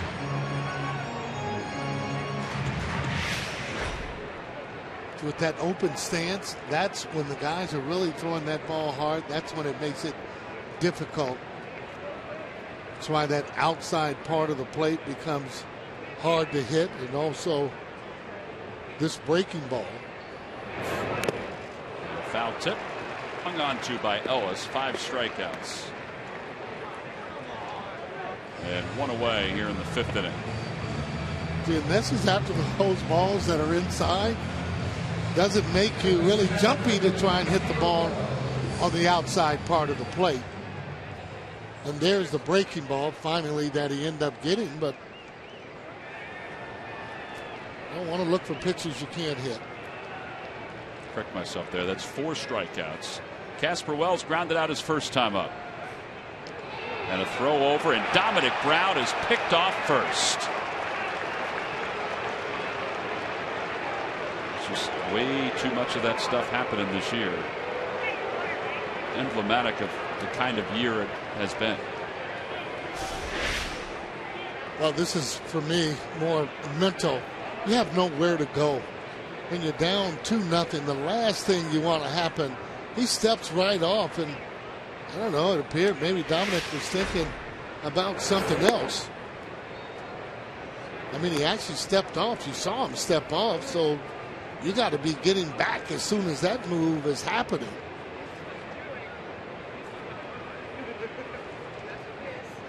Shorten up your lead if you think that you can't read them.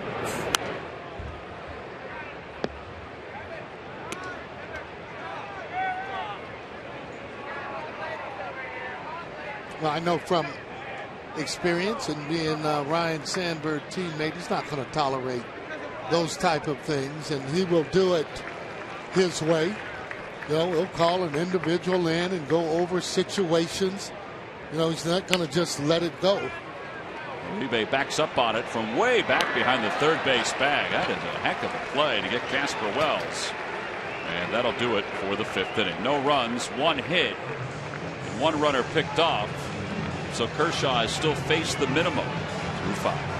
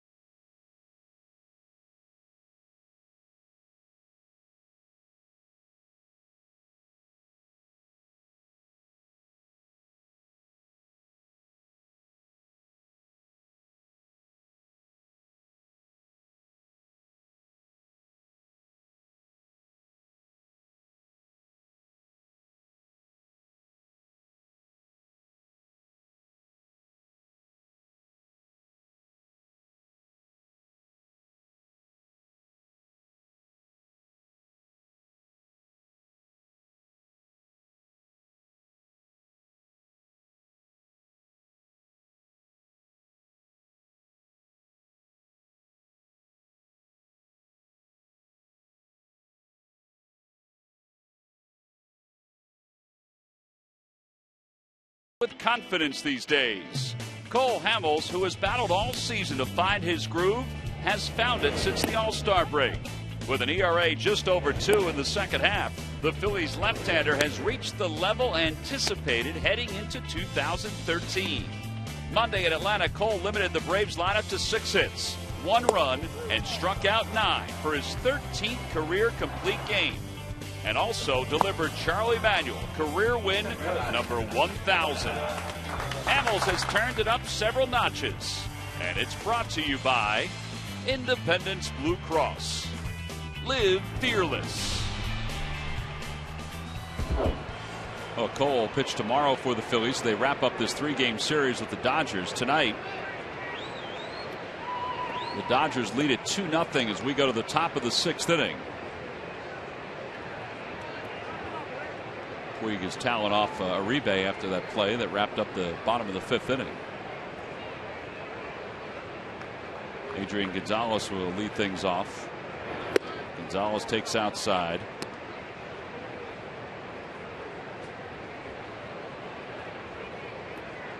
Gonzalez reached on an error his first time up. A ball was hit softly that took a hop over the glove of John Mayberry, and then flied out to center his last time up when Puig was thrown out trying to go to third on that after that fly ball. 2-0.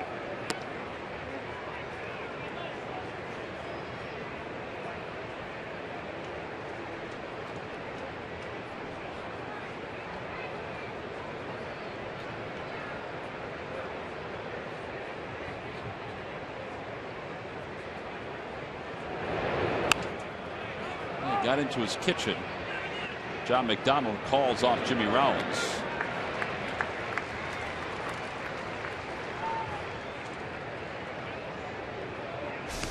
Adrian Gonzalez not too happy about his 0 for 3 tonight. Well, no, he's a perfectionist. He knows that ball too. Cutter in on his hand. He just trots down to first base. Adrian Gonzalez, the first pick by the Marlins in the same draft when the Phillies selected Chase Utley.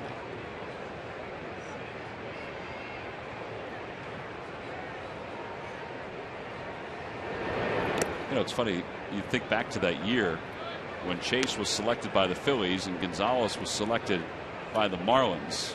Adam Wainwright was selected 29th overall by the Braves that year. There aren't a whole lot of guys from that first round that A, made it to the big leagues, or B, are still in the big leagues. Kevin Franzen at second base, 1 out. I think one of the only other guys, or 2 outs, excuse me, one of the only other guys that made it to the big leagues that was in that same first round was Rocco Baldelli, and he's already retired. Long, yeah.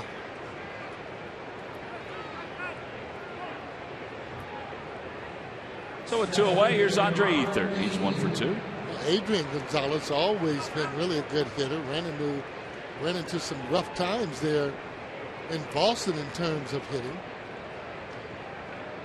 But he's a guy that hit 300, hit you 25 home runs or so, and drive in tough runs.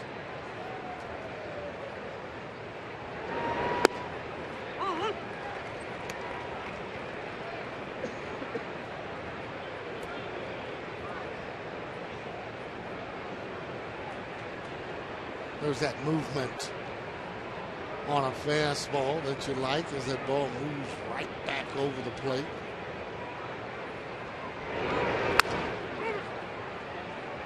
Sounded like Ethier may have broken his bat. I will tell you though, only giving up 2 runs to this lineup. Kyle Kundick is not pitching bad at all. Yeah, he's had men on base, giving up 7 hits.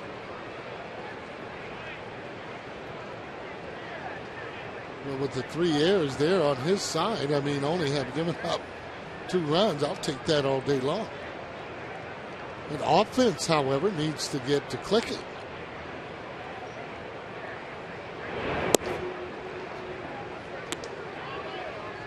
Every time the Phillies retired the opposition 1, 2, 3. Comcast will make a contribution to Phillies charities. Phillies baseball is brought to you by Xfinity, your home for the most live sports, giving you all your favorite sports all year long.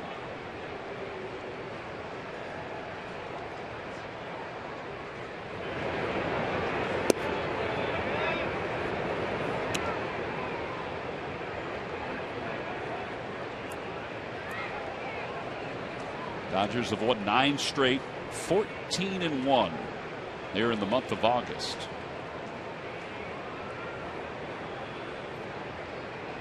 Don Mattingly was asked, he's been kind of funny during the stretch, was asked about how good his team has been. You know, they've won 9 straight. They've won 14 of 15 in August. They've only lost 1 of their last 19 on the road. He goes, I don't know. We go out there trying to win every single day. He goes, high school, we won 59 straight games. Oh, boy. No, he didn't go there. He did say that. Well, they feel that they can win. I asked some of the clubbies there, what kind of clubhouse is that? I said, those guys in there are pretty loose. And they should be, the way they are in first place.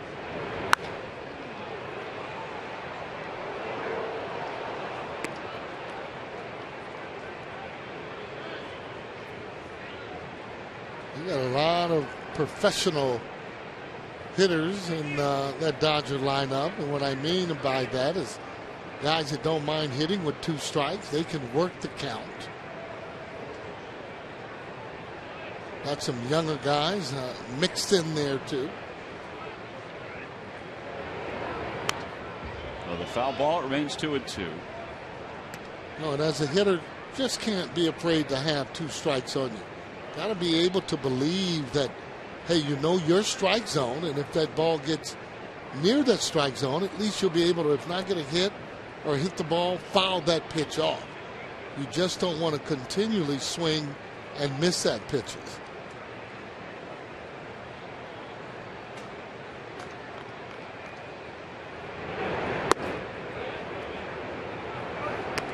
They've thrown a lot of changeups tonight. Usually that's the pitch he will, you know, get the left-handers out on.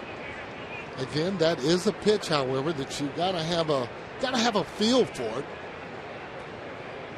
meaning that you feel comfortable in throwing it in any situation. Over to first. Mayberry bobbles. The flip is in time. Fortunately, Ethier does not run all that well. 3-1 on a putout, and it's the first 1-2-3 inning of the night for Kyle Kendrick. Middle of the 6th, Dodgers 2, Phillies nothing.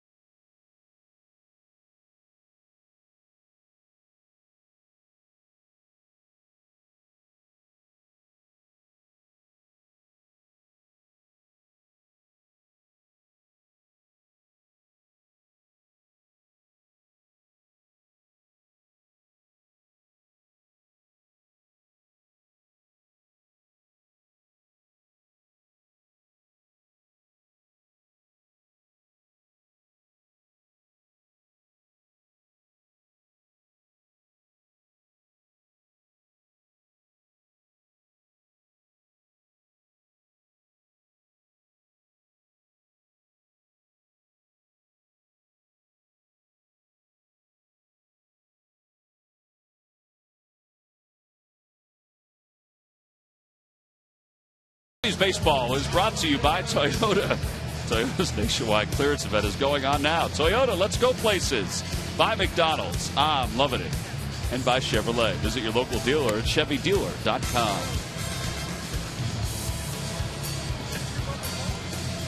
That little guy getting a chance to enjoy a night at the ballpark. Bottom of the 6th inning. It's a beautiful night. Phillies offense has managed only the 1 hit by Dominic Brown. Clayton Kershaw has faced the minimum because Dominic was picked off first base. It'll be Mayberry, Kratz, the pitcher spot due up third. B.J. Rosenberg is warming in the bullpen for the Phillies.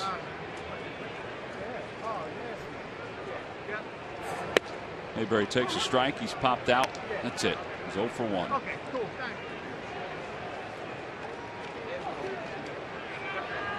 going to ask him tomorrow when he takes that first pitch fastball exactly what's he looking for. I mean, you got to give yourself a chance to hit, and by being aggressive on balls that you know that you can hit. He's a fastball hitter.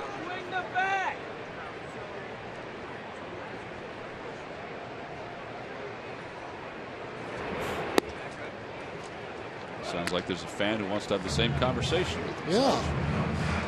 Here's Rosenberg. You know, and I know he is frustrated as a hitter, but then if you are, got to change some of the things you're doing. Check swing on a slider, and it's 2-2. Like keeping your balance. Got to have good balance when you're swinging. I might hit the same way and not do good for half the season, but I'm surely not going into the second half with that same stroke. There's a base hit to center field, the second hit of the night for the Phils. Nice going. That'll bring Kratz to the plate. Swing for the fences with the Home Run Derby mobile game from MLB.com. Available for your iPhone, your iPad, your mini iPad. Download free today. All right, so the Phillies down just 2. So the tying run coming to the plate against Clayton Kershaw.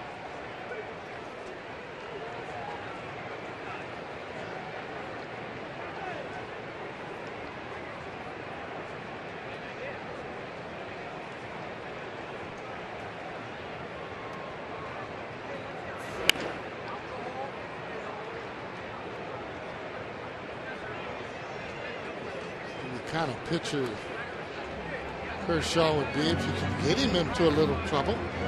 Get him maybe to start to think about some things. Well, he's been pretty comfortable tonight. He's only thrown 64 pitches. Not a lot of base runners at all, obviously. The stretch just twice. As Chase Utley comes out in the on-deck circle for the Phils. Kratz flied to center his first time up. He could turn on a fastball with the best of them. There's a fly ball out to left. Carl Crawford puts it away. Well, just a little bit late, and that ball is out of the ballpark. Pretty good call on that there, Tom, and saying that. Take a look at this swing. Just in on him a little bit, and he knows that that's a pitch that he's got to be able to handle. And what he did on that, he let that ball get a little bit too deep. If he hits that ball out in front, I can tell you now, the ballpark definitely not going to hold it with that swing.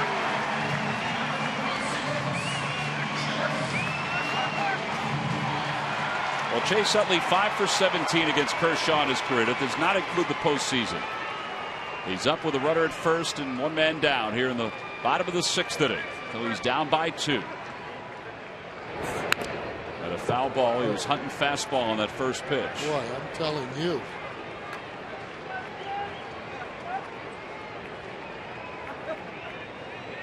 Well, you know, usually that's the pitch you're going to get from Kershaw. You've been sitting there on the bench. He's going to test you, see whether or not you can hit 93, 94.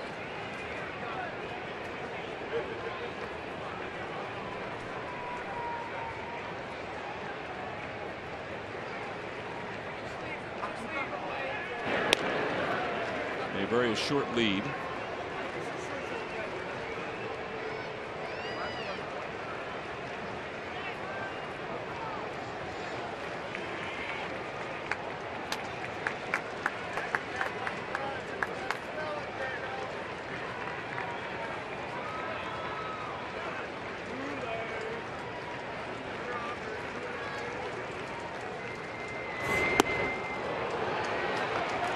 coming down. Yeah, that was a slider that was way upstairs, and it's 0-2. Well, right before Kershaw is getting ready to pitch, he starts to kind of lean home a little bit. You had enough base runners there, you'd be able to run on him. Now, if you're Utley, what are you thinking? You thinking slider again? You thinking curveball? You're thinking to get that ball down. He can go any way. I'm staying on the fastball until the cows come home and just adjust on the breaking ball. Well, there is the slider, and Utley is struck out. 5 strikeouts for Kershaw, 2 away here in the 6th. You know, the other way around, if you're looking breaking ball, you might foul this pitch off, but you're not going to touch the fastball. And that pitch there, that's just in a terrific spot. You got to tip your head when a pitcher's pitching like this, you know, and feel fortunate you're still in the ball game. Rollins is 0 for 2. He has struck out. He's grounded out tonight. 0 for 5 in the series against the Dodgers. You know, we talk about situations where, hey, you look to go for a base hit. Sometimes you look to try and hit the ball the other way. Early in the count for me, this is a situation there with 2 outs. You want to look to try and drive a ball, get it in the gap, or get it out of the ballpark. That pitch, too, has to be belt high. Jimmy, you do. Jimmy just 10 hits in 55 August at-bats. He's been in a serious slump. I think one of the surprising things, just 1 home run since the 31st of May.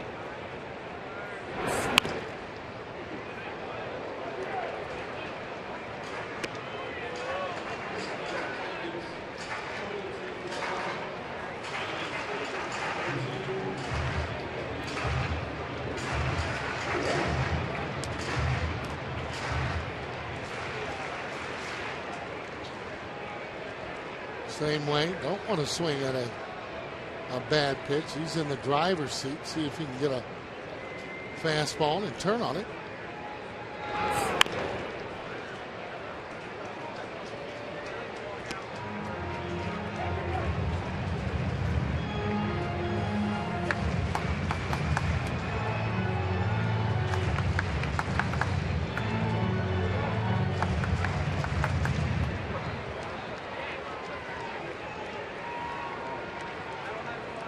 Kershaw kind of leans right at you when he's throwing that ball at home, and then it just jumps on you. There's that little lean, and there's a breaking ball. 6 strikeouts for Kershaw. Rollins is wrapped up to finish up the 6th inning. No runs, 1 hit, 1 man left.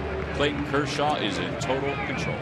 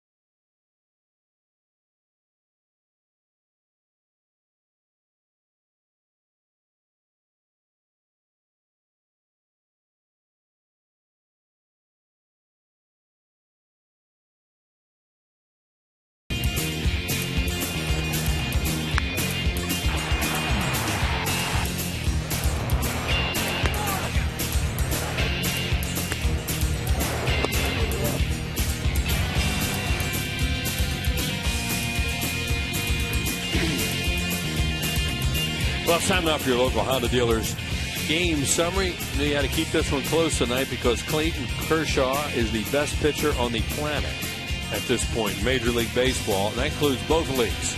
And look what he's done so far tonight. They do have a hit off him. He also has knocked in a run with an RBI double to left field.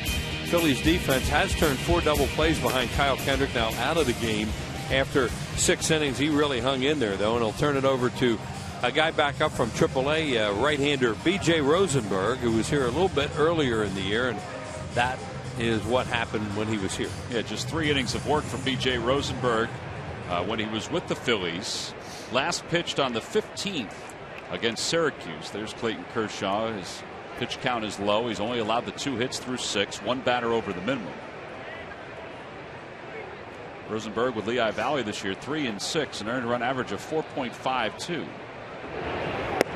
First pitch is over at the knees. It's 0-1.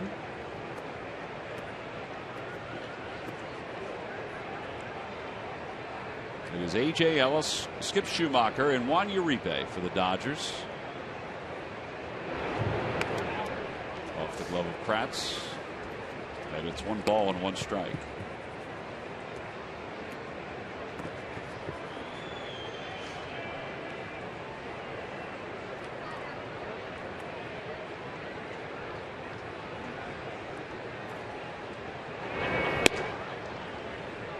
And it's 2-1. Not that this would be a surprise to anyone because of the way the Phillies have played since the All-Star break.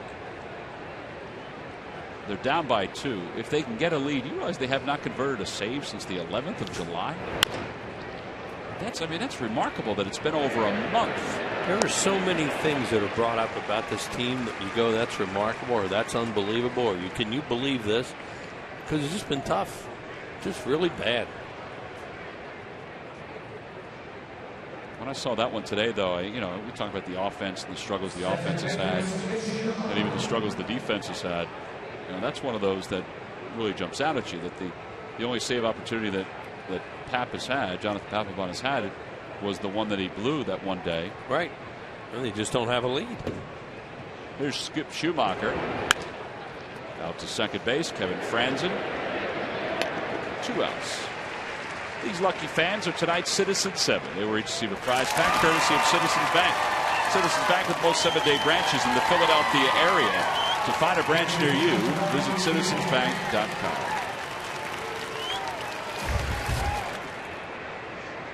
There's Diekman.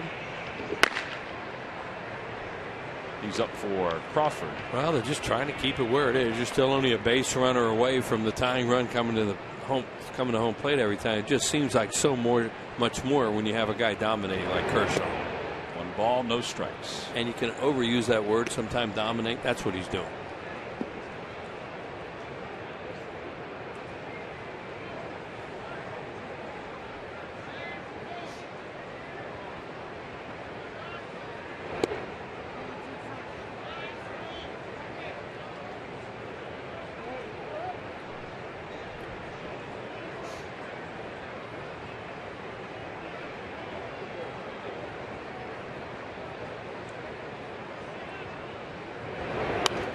Ryan Sandberg obviously like to be on the winning end of a game. He'd probably like to be on the side of them scoring a run while he's the manager. Well, the law of averages, Wheels. Granted, they've faced 2 really good ones the last 2 nights, and their bullpen's also very good. But here you are being shut out again. 2-1 pitch to Uribe. Just a bit outside.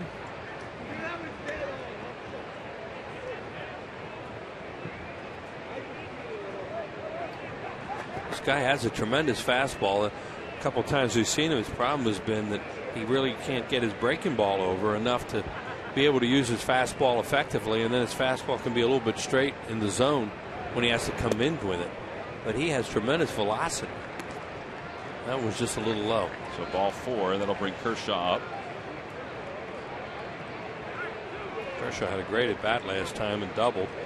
He's up there with 1 out and a runner on second. He never bunt with a pitcher in that spot because he's already 1 out. So he's up there swinging away. Anyway, you bunt with a pitcher in that spot as a guy is just so futile. Or you don't want him swinging the bat for some reason. But with 1 out, you're swinging away, and his credit, he doubled.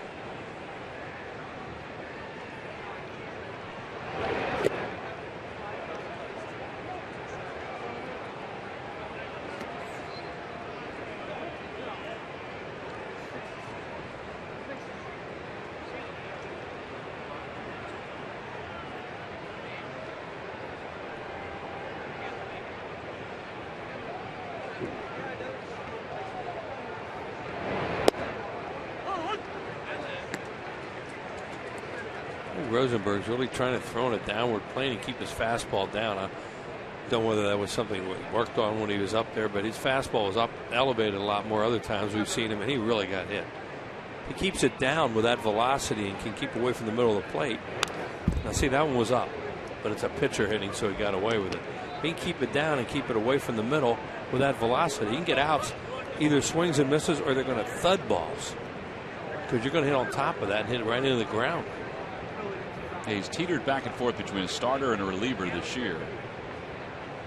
You would think as a reliever, with just those two pitches, that he could, if he gets it down, he could be. It's not a bad 2-strike pitch there, but Kershaw lets it go by. It's 2-2. It's a bit surprising he didn't swing at it, because that was a strike for a while.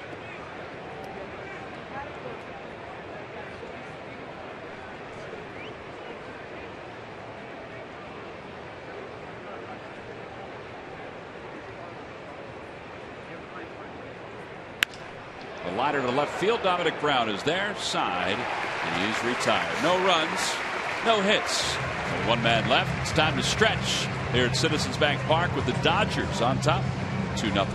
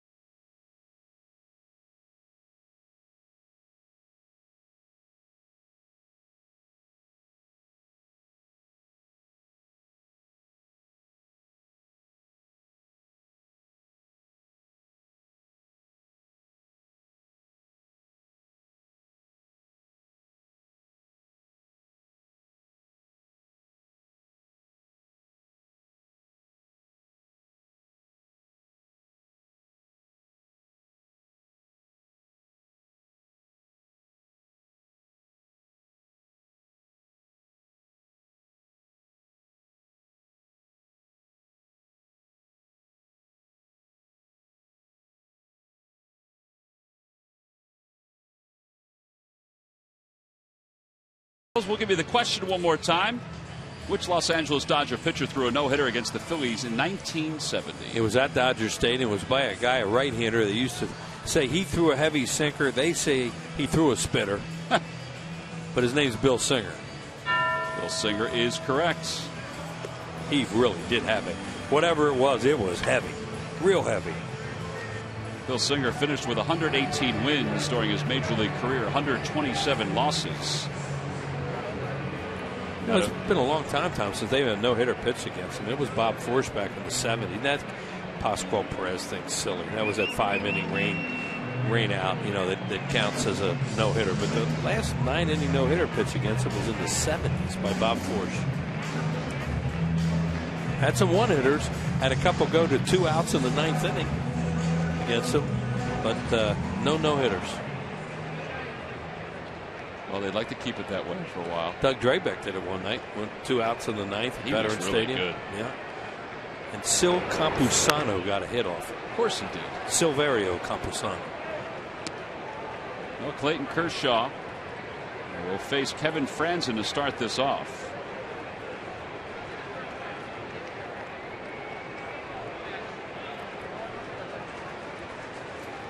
Brandon 0 for 2. Popped him up. Schumacher, the second baseman, says he has it. One out.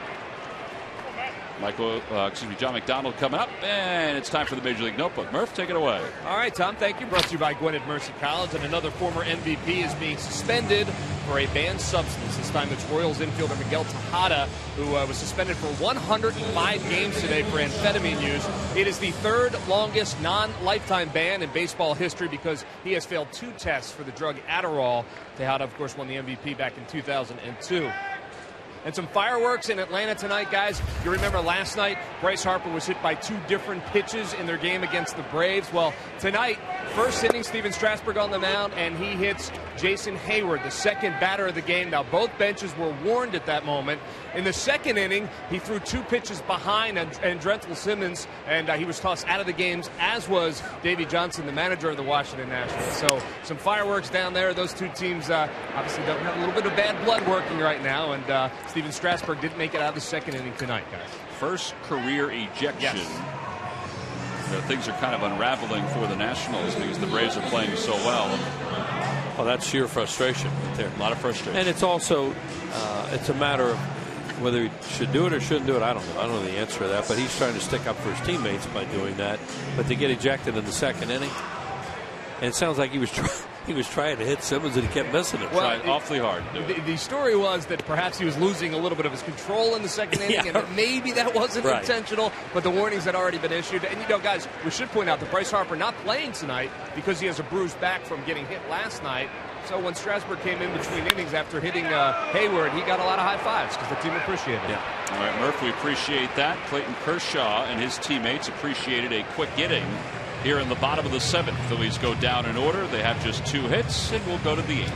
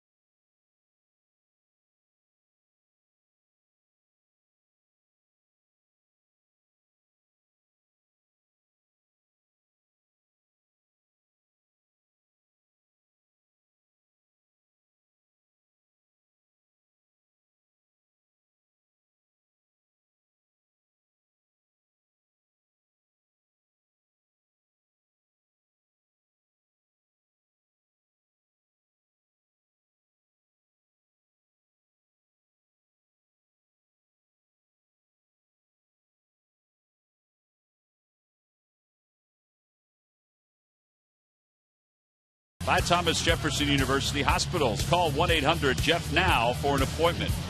And by the Pennsylvania Lottery. Benefits older Pennsylvanians every day. Top of the 8th inning. Dodgers up 2-0. Phillies were shut out in last night's ball game. Dodgers won that one 4-0. Tonight 2-0. 2 very good pitching performances. Really on both ends. Kyle Kendrick went 6 innings, scattered 7 hits and 2 runs, one of which was earned. Then B.J. Rosenberg pitched a scoreless 7th. Now it's Jake Diekman in the 8th. And obviously can't give up anymore. Kershaw has an unbelievably low pitch count for 7 innings. And their bullpen's real good anyway. But this is a guy that could pitch a complete game shutout the way he's going right now with his pitch count where it is. 79 pitches for Kershaw through 8 innings or 7 innings of work. Carl Crawford takes outside. It's 1-0.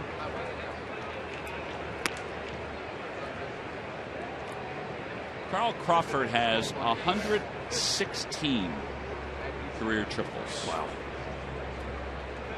Oh, he can fly. And that ballpark he played in, too. They're AstroTurf down in St. Petersburg. It was a good park for triples, and he made the most of it. He played the bulk of his career. He was part of their team that Phillies played in the World Series. He checked, and it's 2 balls and 1 strike.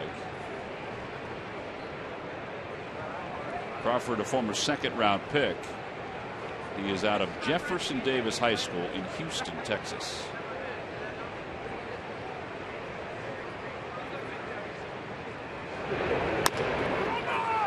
John Mayberry over near the first base bag. He really appreciated that nice big hop. It's been a tough night down there for him. John usually sure-handed at first base. It's in a couple tough plays. Well, when you struggle a little bit sometimes and it keeps finding you, then you start boxing him. Time now for a Hyundai defensive play of the game. Well, this is earlier in the ball game. Puig sees Casper Wells back up a little bit, take his time. Wells thinks there's no way he's going to run, and he makes a foolish play there and is out at third base as Wells makes a nice one-hop throw to John McDonald, and they get him there. And just a mistake and a teaching moment for the Dodgers with a young player. And he fouls the first pitch back. He's 2 for 3. Last year when the Dodgers signed him, he signed a 7-year, $42 million contract.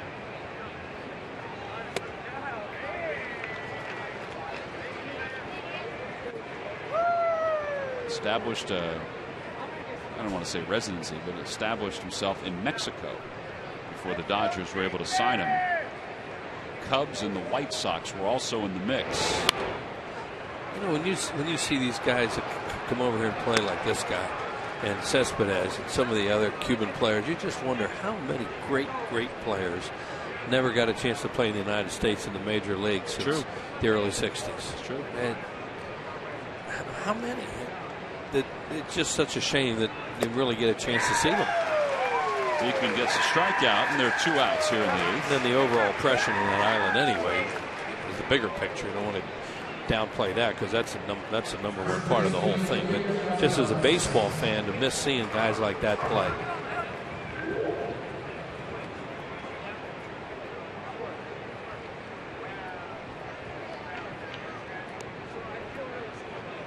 Adrian Gonzalez is 0 for 3.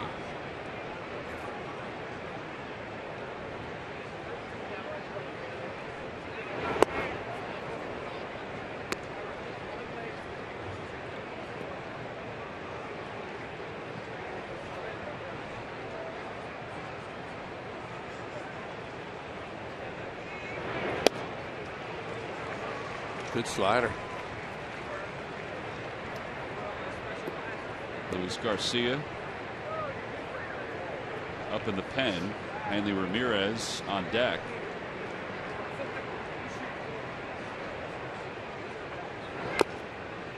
Fastball at 97. Gonzalez doesn't like him. He's really tentative against Diekman. He can tell when a left-handed hitter doesn't like a left-handed pitcher. He's opening up. He's saying that's all right. Now they're going to throw it back. Wonder if the ball hits the ground like that. Usually the pitcher doesn't get a chance to throw it again.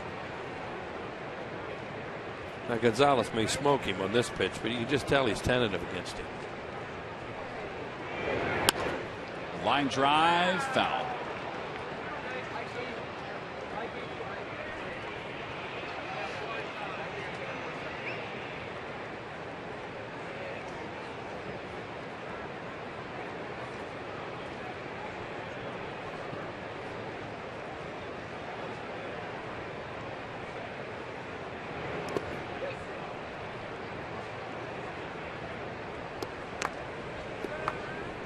One of those things, if Jake Diekman can ever get to the point where he can throw that slider where it looks like a strike for a while to these left-handed hitters with his fastball, he has a chance to be very good.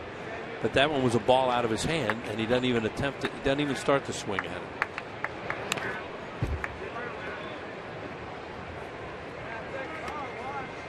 Coming up tonight on Sports Night, highlights and analysis from this ball game, plus a look at today's Eagles Open practice.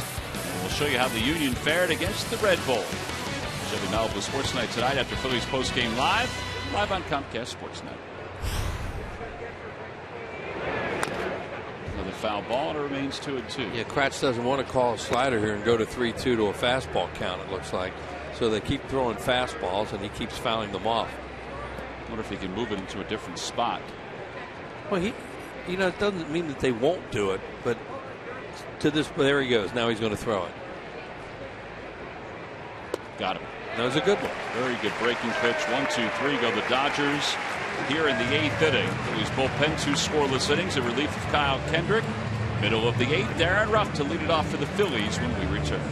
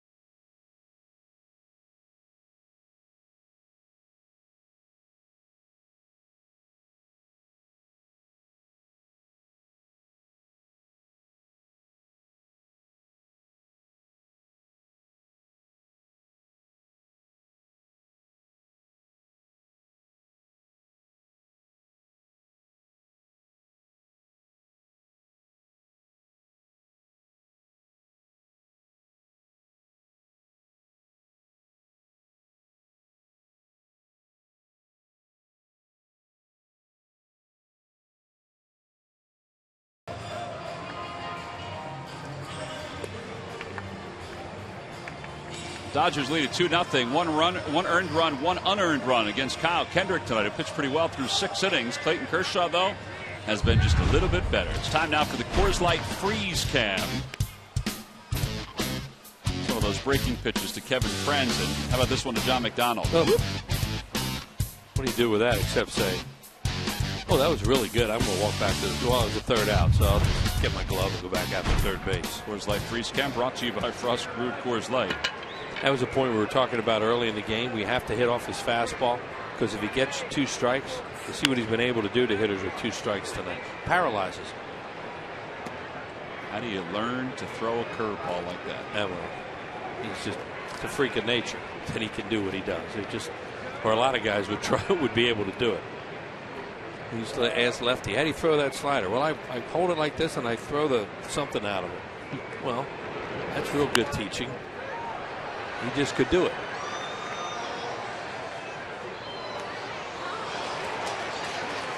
The ball's at 2 strikes. To Ruff. He's popped out and he is struck out.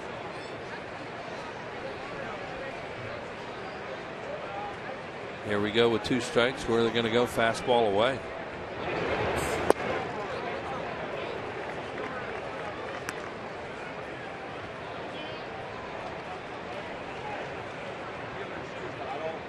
Must be fun to catch this guy.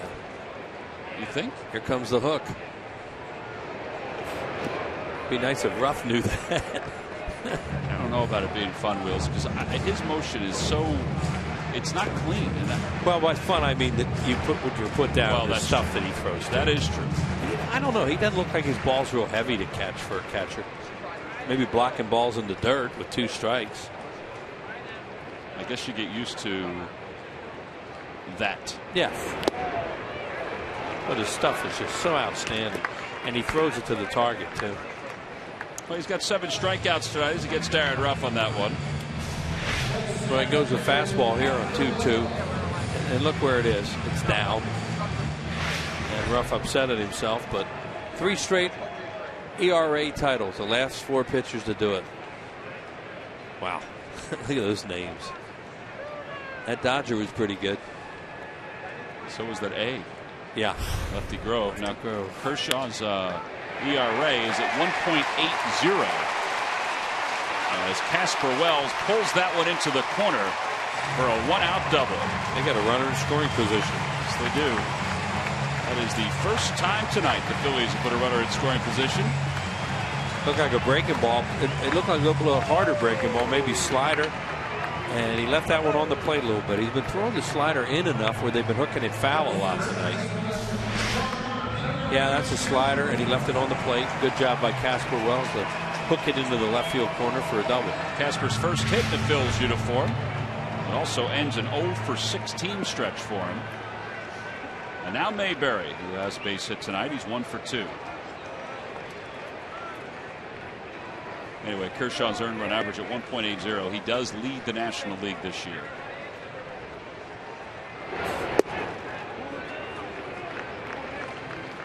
Nobody up in their bullpen. Phillies have activity, of course, with the bottom of the order coming up. They're walking around a little bit in the Dodgers bullpen, but he's only at 86 pitches.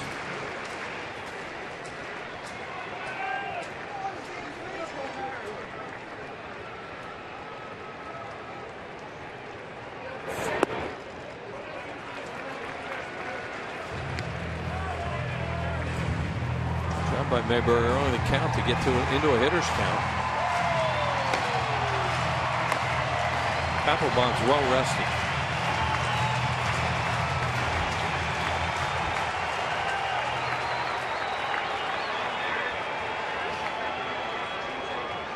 Two-0 pitch to Mayberry. In the dirt, 3-0. Kershaw has never beaten the Phillies. 8 games in the regular season, 4 appearances in the postseason. Here we go.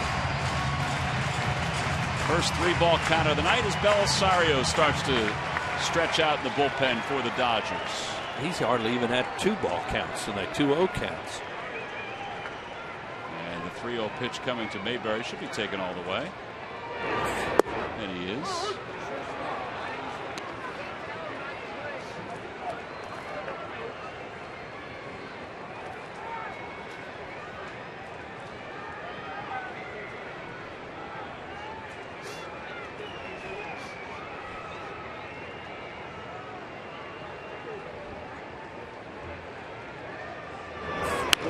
Line drive, foul.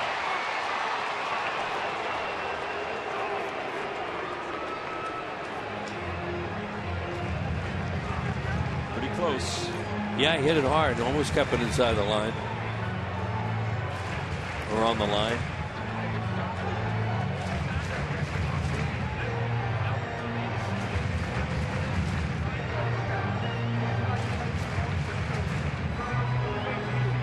It's like a Saturday Night Live skit. Yeah. Catcher goes out, glove over mouth. Pitcher glove over mouth. Quickly turns to the shortstop, glove over mouth. That's something that came about in the last 20, 25 years.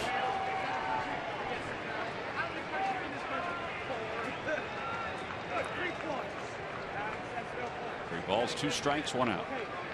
And the pitch. Up high, ball 4. Good at bat by John Mayberry. The first walk of the night issued by Kershaw.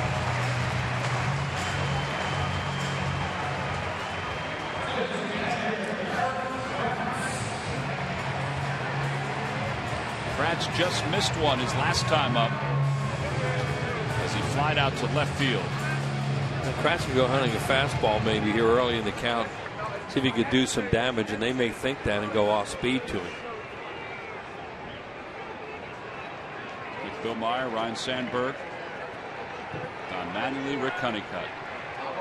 Talking strategy on both ends. And they do go with the slider. It's 1-0. All of a sudden he's lost command of the strike zone. He was so good starting out this inning with a strikeout in a good spot. Now he's up with a lot of pitches. You would think his legs are getting tired. But normally when you start to throw the ball up in the zone, it means you don't have your legs under you.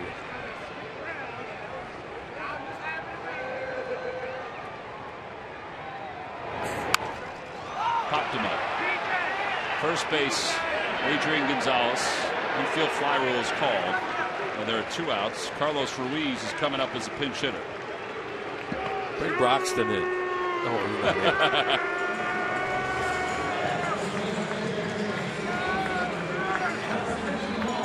You can tell that guy that I'm going to vote for him for the Hall of Fame. Is that Larry or is that Torrey that said that? He's both. Yeah. There's the pop-up right there in the infield. Bo, here comes Mattingly. Bo's thing about Ruiz was he's calling him Johnny Bleepin' Bench. Think he's going to make a change here? That's a great question. He's seen Ruiz hurt him so much over the years.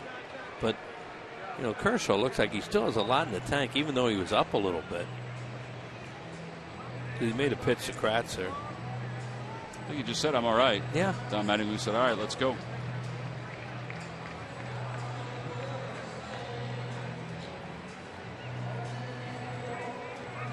These guys have seen Ruiz get so many big hits off him over the years and really hurt them in playoff games.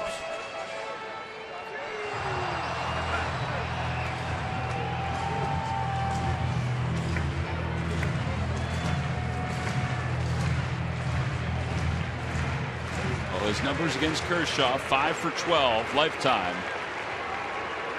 As the runners lead off first and second. Drops a slider in. It's 0-1. Yeah, that's a great job they did right there to throw breaking ball on the first pitch and get it over for a strike. Playing Carlos pretty much straight away, a little bit towards right center.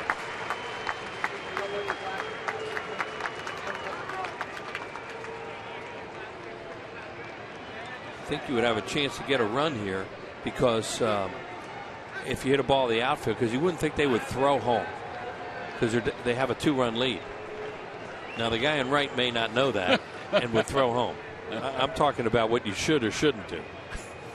There's the 0-1 pitch. Swing and a miss. 0-2. Because you know what I mean. If you were to overthrow the cutoff man and a run scores, then you have runners at second and third. There's Trey Hillman working on his outfielders right now. Puig's pointing in to tell center fielder he means you.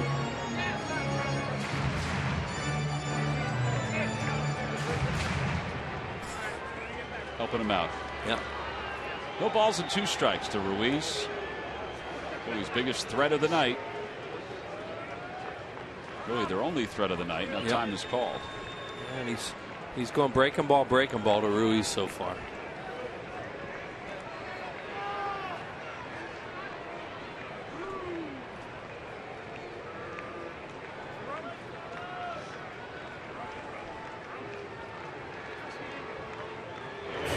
Curveball pulled foul.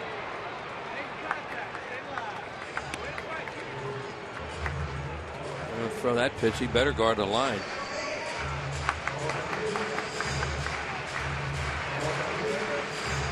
Casper Wells back to second. Mayberry back to first. How can Wells run? He's averaged a little bit above.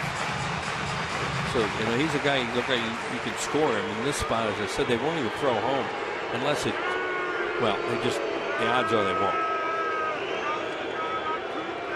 The 0-2 pitch to Ruiz. Ground ball again, foul on Samuel. As he says, watch where my nose is, where the ball is.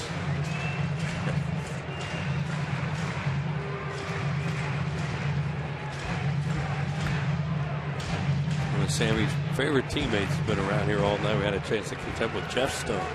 It's really good to see him again. Funny guy.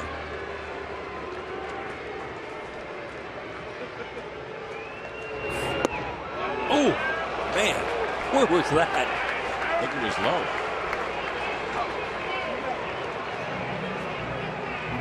That's not down, he says.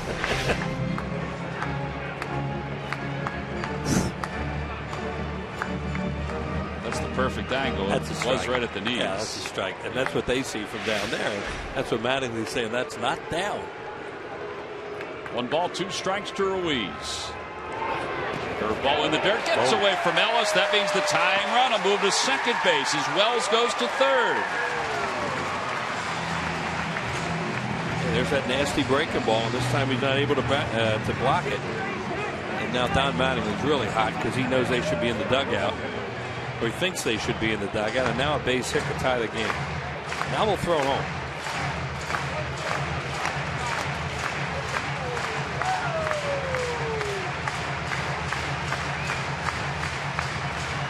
Well, Osorio is ready if they need him. It's 2-2 to Carlos Ruiz.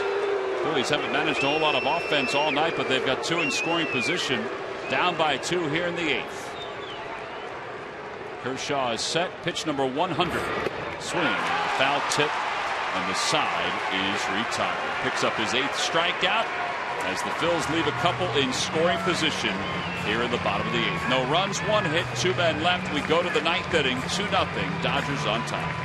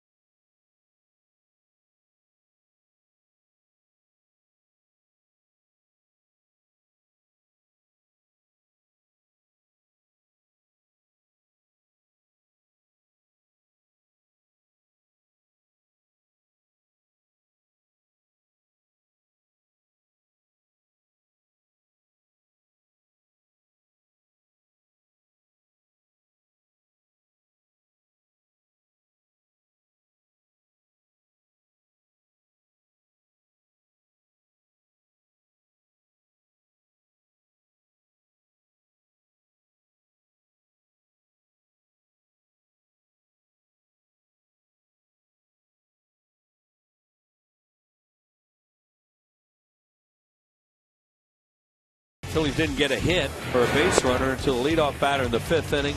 He's been throwing his fastball, curveball, and slider very, very effectively tonight. Gets there and rough there on a breaking ball. Gets Chase Utley, he's a pinch hitter on a breaking ball. Jimmy Rollins on a curveball. Here's Ruff on a fastball. And Carlos Ruiz right there. They finally have 2nd and 3rd, and he makes a good pitch with a slider, and his catcher holds on to the foul tip. 26 consecutive innings pitched now by the Los Angeles Dodgers. Scoreless innings. Scoreless innings. Wow. 8 innings by Kershaw tonight, 100 pitches. Jansen's warming up in the bullpen for the Dodgers. Which would mean he's probably finished. Yeah, Luis Garcia on for the Phillies to try to keep this at a 2-run ball game.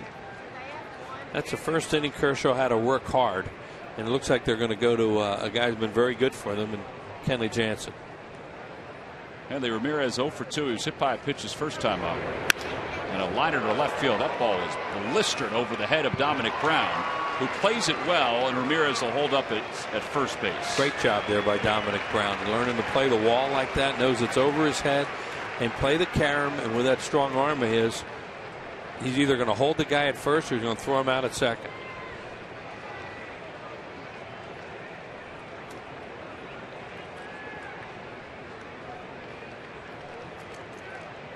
Well, they don't have Davey Lopes over first base tonight as their first base coach. And this is whether or not they would run or not. Last night they were running a little bit more. They're going to bunt with Ethier. Yeah, last night in the 9th inning they did get an insurance run. Ramirez reached on an infield hit and then stole second and went to third when Ruiz's throw went into center field. Fly ball center field. Casper Wells back to the track, makes the catch.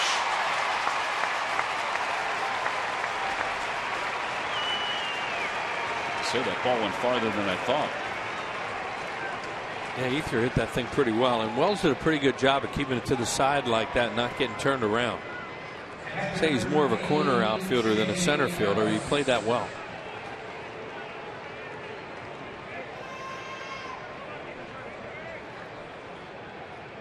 Now A.J. Ellis with a runner at first. Ramirez was already at second base, so had to go back. He decided not to try to tag and go to second.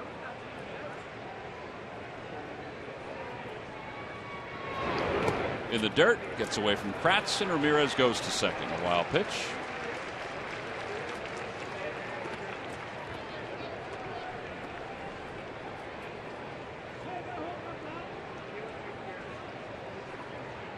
Takes a double play away, runner in scoring position.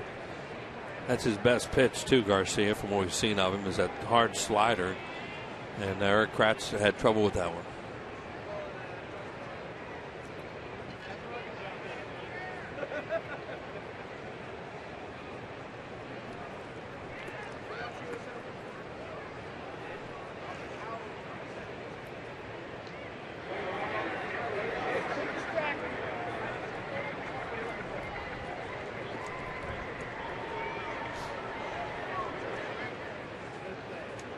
Phillies will be at the top of the order in the ninth inning, trying to keep it to 2.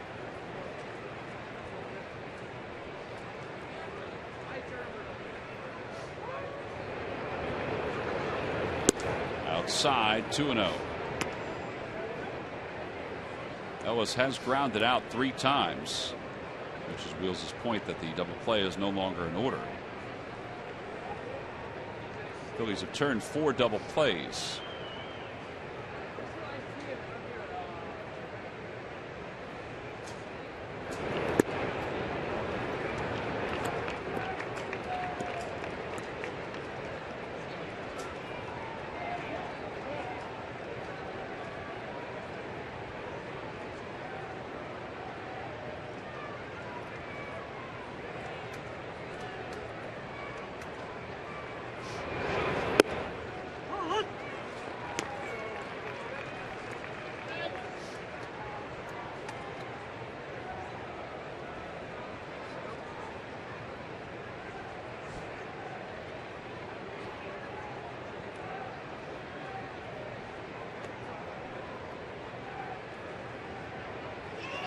Ramirez goes. Garcia steps off.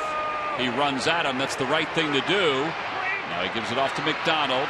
And McDonald punts once and tracks him down. Good job. All the way around. Yeah, and a bad play by Ramirez. Really, that's twice they've done that tonight now, where they're in scoring position, make a base running mistake. But a tremendous job there by the pitcher. All you got to do there is become the 5th infielder and run at him.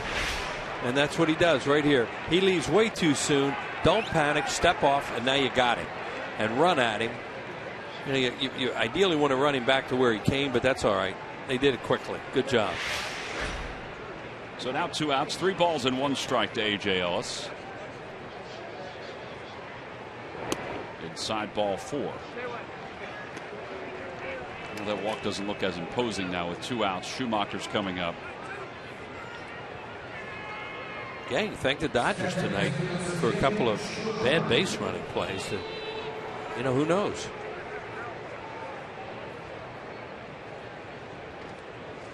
$2 dog nights coming up here at Citizens Bank Park. The first one Monday, August 19th against the Rockies. The second one, the 2nd of September against the Nationals. Tickets can be purchased at all times by going to Phillies.com. Schumacher late on the first pitch fastball. It's 0-1. In a year where the Phillies bullpen has really struggled, in the month and a half or so that Garcia has been with the Phillies bullpen, he's been pretty good. Selected on the 9th of July from AAA. He's allowed a couple of inherited runners to score, but for the most part, considering his lack of experience, he's done a remarkably good job considering his lack of experience and where he was earlier this year. But he has a very good slider. Thing has some tilt to it. Looks like he wants fastball with Ellis at first. Now the 0-2 pitch.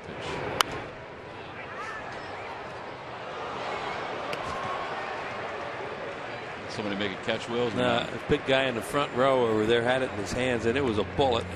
And he dropped it, and then he was like, ow, man, that hurt. He gave it a good effort, though.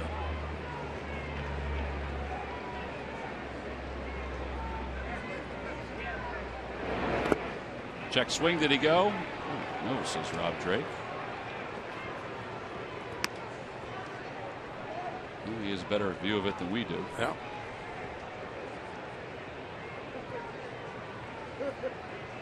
From up here, it looked like he did go. Kind of did.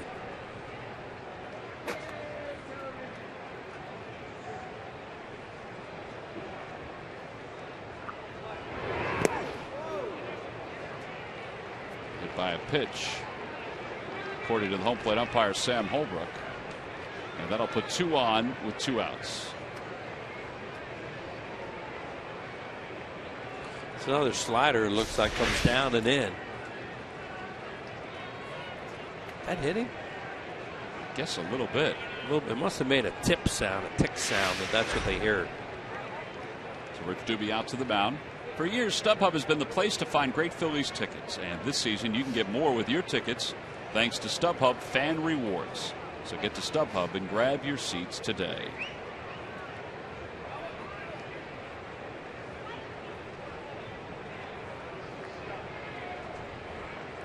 Talked to Ryan Sandberg today on his first time we did the radio pregame show with him about his coaching staff, and he said he's enjoyed working with his staff all year and that they have a good camaraderie and they work well together, and just like Charlie, he'll be delegating responsibilities, and Rich Doobie will have a lot of responsibilities with that staff.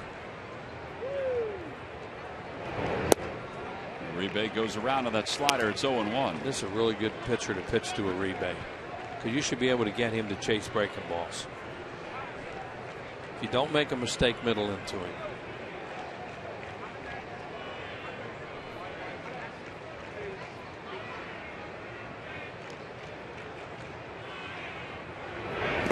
Like that. 2 of them.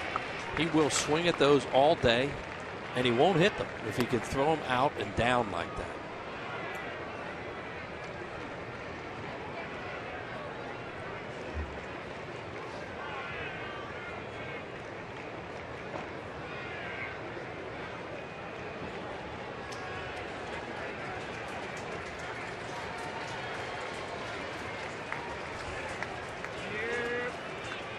Now the 0-2 pitch. Another one blocked by Kratz. 1 ball and 2 strikes.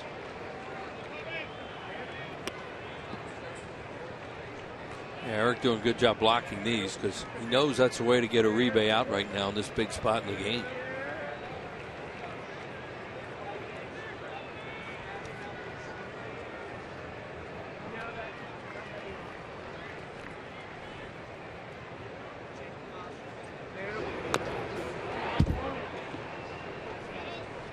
Tomorrow, don't forget, Cole Hamels will be on the mound for the Phillies. He'll be opposed by Ricky Nolasco. Nolasco acquired from the Miami Marlins earlier this year. Cole trying to get his 6th win of the season. Pitched very well his last time out. That was in the rain in Atlanta. It was Charlie's 1,000th win. We're going fastball to him. I think Garcia can be afraid to throw a 2-2 slider here, because he can throw a 3-2.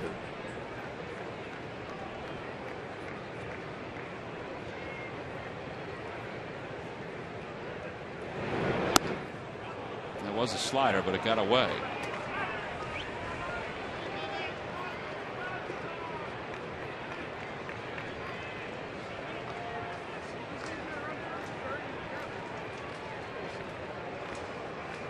The runners will be off with the count 3 balls and 2 strikes.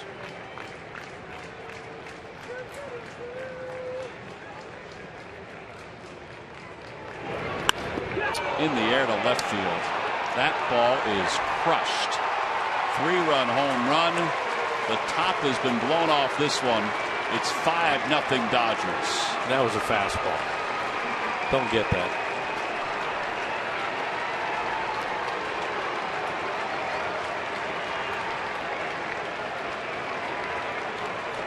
Uribe, a triple away from the cycle tonight. His 7th home run of the year. Talk about a slider, how vulnerable he is. The slider's away, and he throws him a running fastball, And when you pull off the way he does, that is a strike for him. Oh, is that in his wheelhouse? I don't know whether you're trying to get it in on him, but you can't get the ball in on him. Not when you pull off the way that he does. Boy, he crushed that. He sure did. He can do that. That's what he tries to do. Well, they're having a good time in that Dodger dugout. Ramirez holding Puig back as Puig slapped Uribe in the helmet.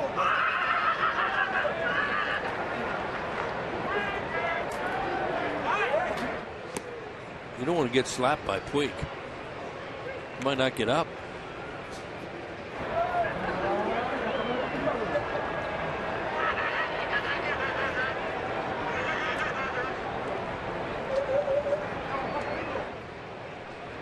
Mark Ellis, the pinch hitter. It's 2 balls and no strikes.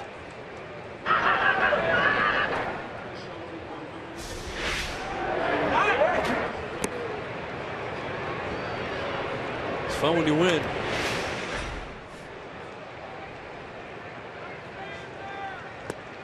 I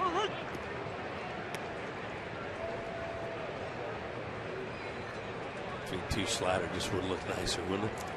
It would have. Not a second guess either, because we talked about it in the hole at bat. Well, he had pitched well. 12 of his 14 major league appearances before this were scoreless. Inside, 3-1 to Ellis. Well, the thing, my point was, there's still a base to play with. There's only 2 men. So you throw him another 3-2 slider. If he doesn't swing at it, he doesn't swing at it. You go after the next guy. But Uribe is likely to swing at a breaking ball in the dirt.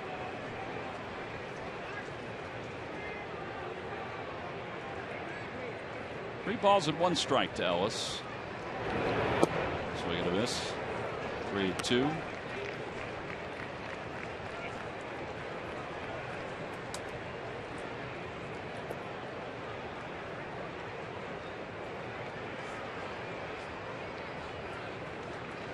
They brought their closer in last night in a non-closing situation. Wouldn't think they would do it tonight. Now with a 5-run lead. I think Lead got up 2 to start the throw. Ball to third base. John McDonald throws out. Mark Ellis' side is retired, but boy, was the damage done. They're celebrating in the Dodger dugout. That's because they're winning a lot of games.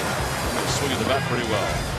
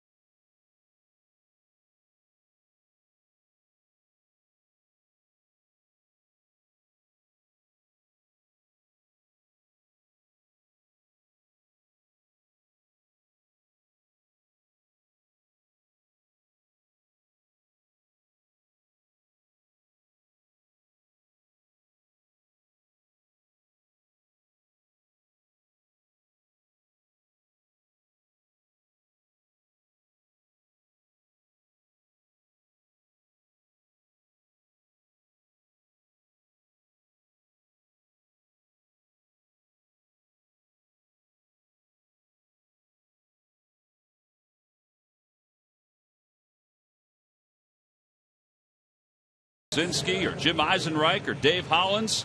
Well, here's your chance. If you're 30 years old or older, it's Phillies Fantasy Camp. It's going to take place from the 22nd to the 26th of 2014, January 2014, in Clearwater, Florida. For information, call 610-520-3400. Get a chance to play a fantasy game against the Legends at Bright House Field. Time now for our WB Mason deliveries of the game.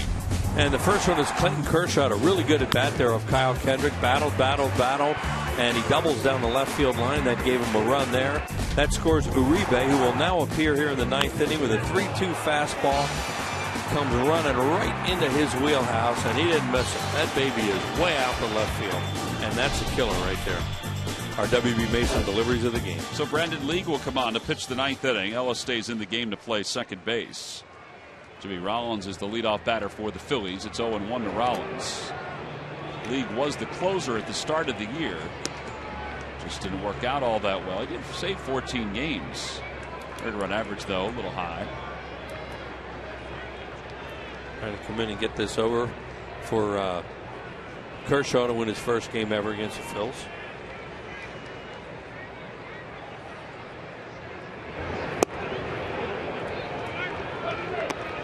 Uribe, remember, homered for the Giants back in 2010. The opposite way here at Citizens Bank Park. Ryan Madson in the first row in right field.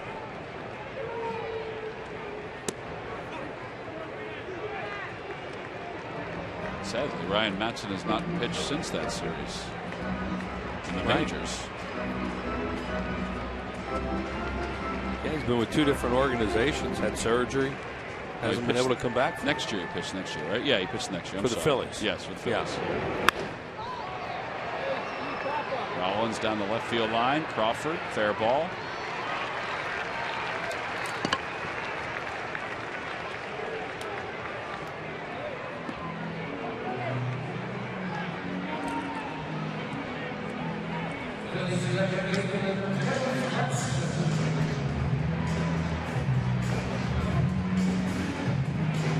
I know Don Mattingly joked before or after yesterday's game. It was before yesterday's game about his high school team winning 59 straight. But gosh, this has been one amazing stretch of baseball. Ramirez out at shortstop, throws out Friends, and 2 outs here in the 9th inning. I mean, to think about what they've been able to accomplish, being 12 games under 500 late, you know, it wasn't early in the year, it was 2 months into the season. Yeah. And to now be 21 games over 500 with 1 out away from being 22 games over 500. Yeah, they just don't want to wake up from this, what they're in right now, because it's surreal.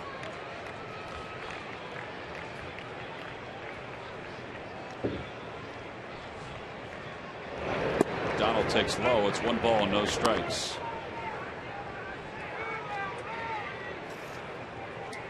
Donald 0 for 2. Came on for Michael Young. Michael hurt his left ankle earlier. Chopper off the plate. Ramirez charges. Hurries the throw. And it's a 1-2-3 9th inning. And the Dodgers have taken the first 2 games of this series as they have shut out the Phillies back-to-back nights. And it's the 12th time this year the Phillies have been shut out in a ball game. They lose tonight 5-0, and the Dodgers are the 3rd team in the last 100 years to win 42 games in a 50-game stretch. And don't forget, the Yankees in 41, the Cardinals in 42. They did that in wartime. Yeah. Amazing.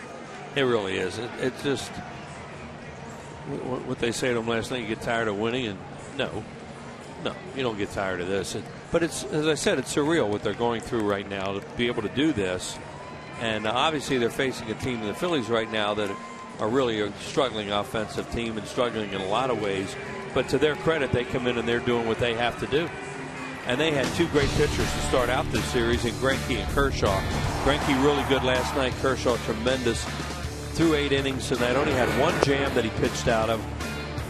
Fastball, real good curveball and slider that he used. 1 walk and 8 strikeouts. Was right there with all his pitches. That's a curveball, and then a hard slider there to pinch hitter Chase Utley. Curveball to Jimmy. Here's Darren Ruff strikes out on a fastball, and then Phillies 1 shot at him tonight. He gets Carlos Ruiz to strike out on a foul tip there, and he exited after 8 strong innings. Clayton Kershaw, our Chevrolet player of the game. So the Phillies lose it 5-0. Last time they've been shut out back-to-back ball games, back in 2010. Shut out back-to-back nights.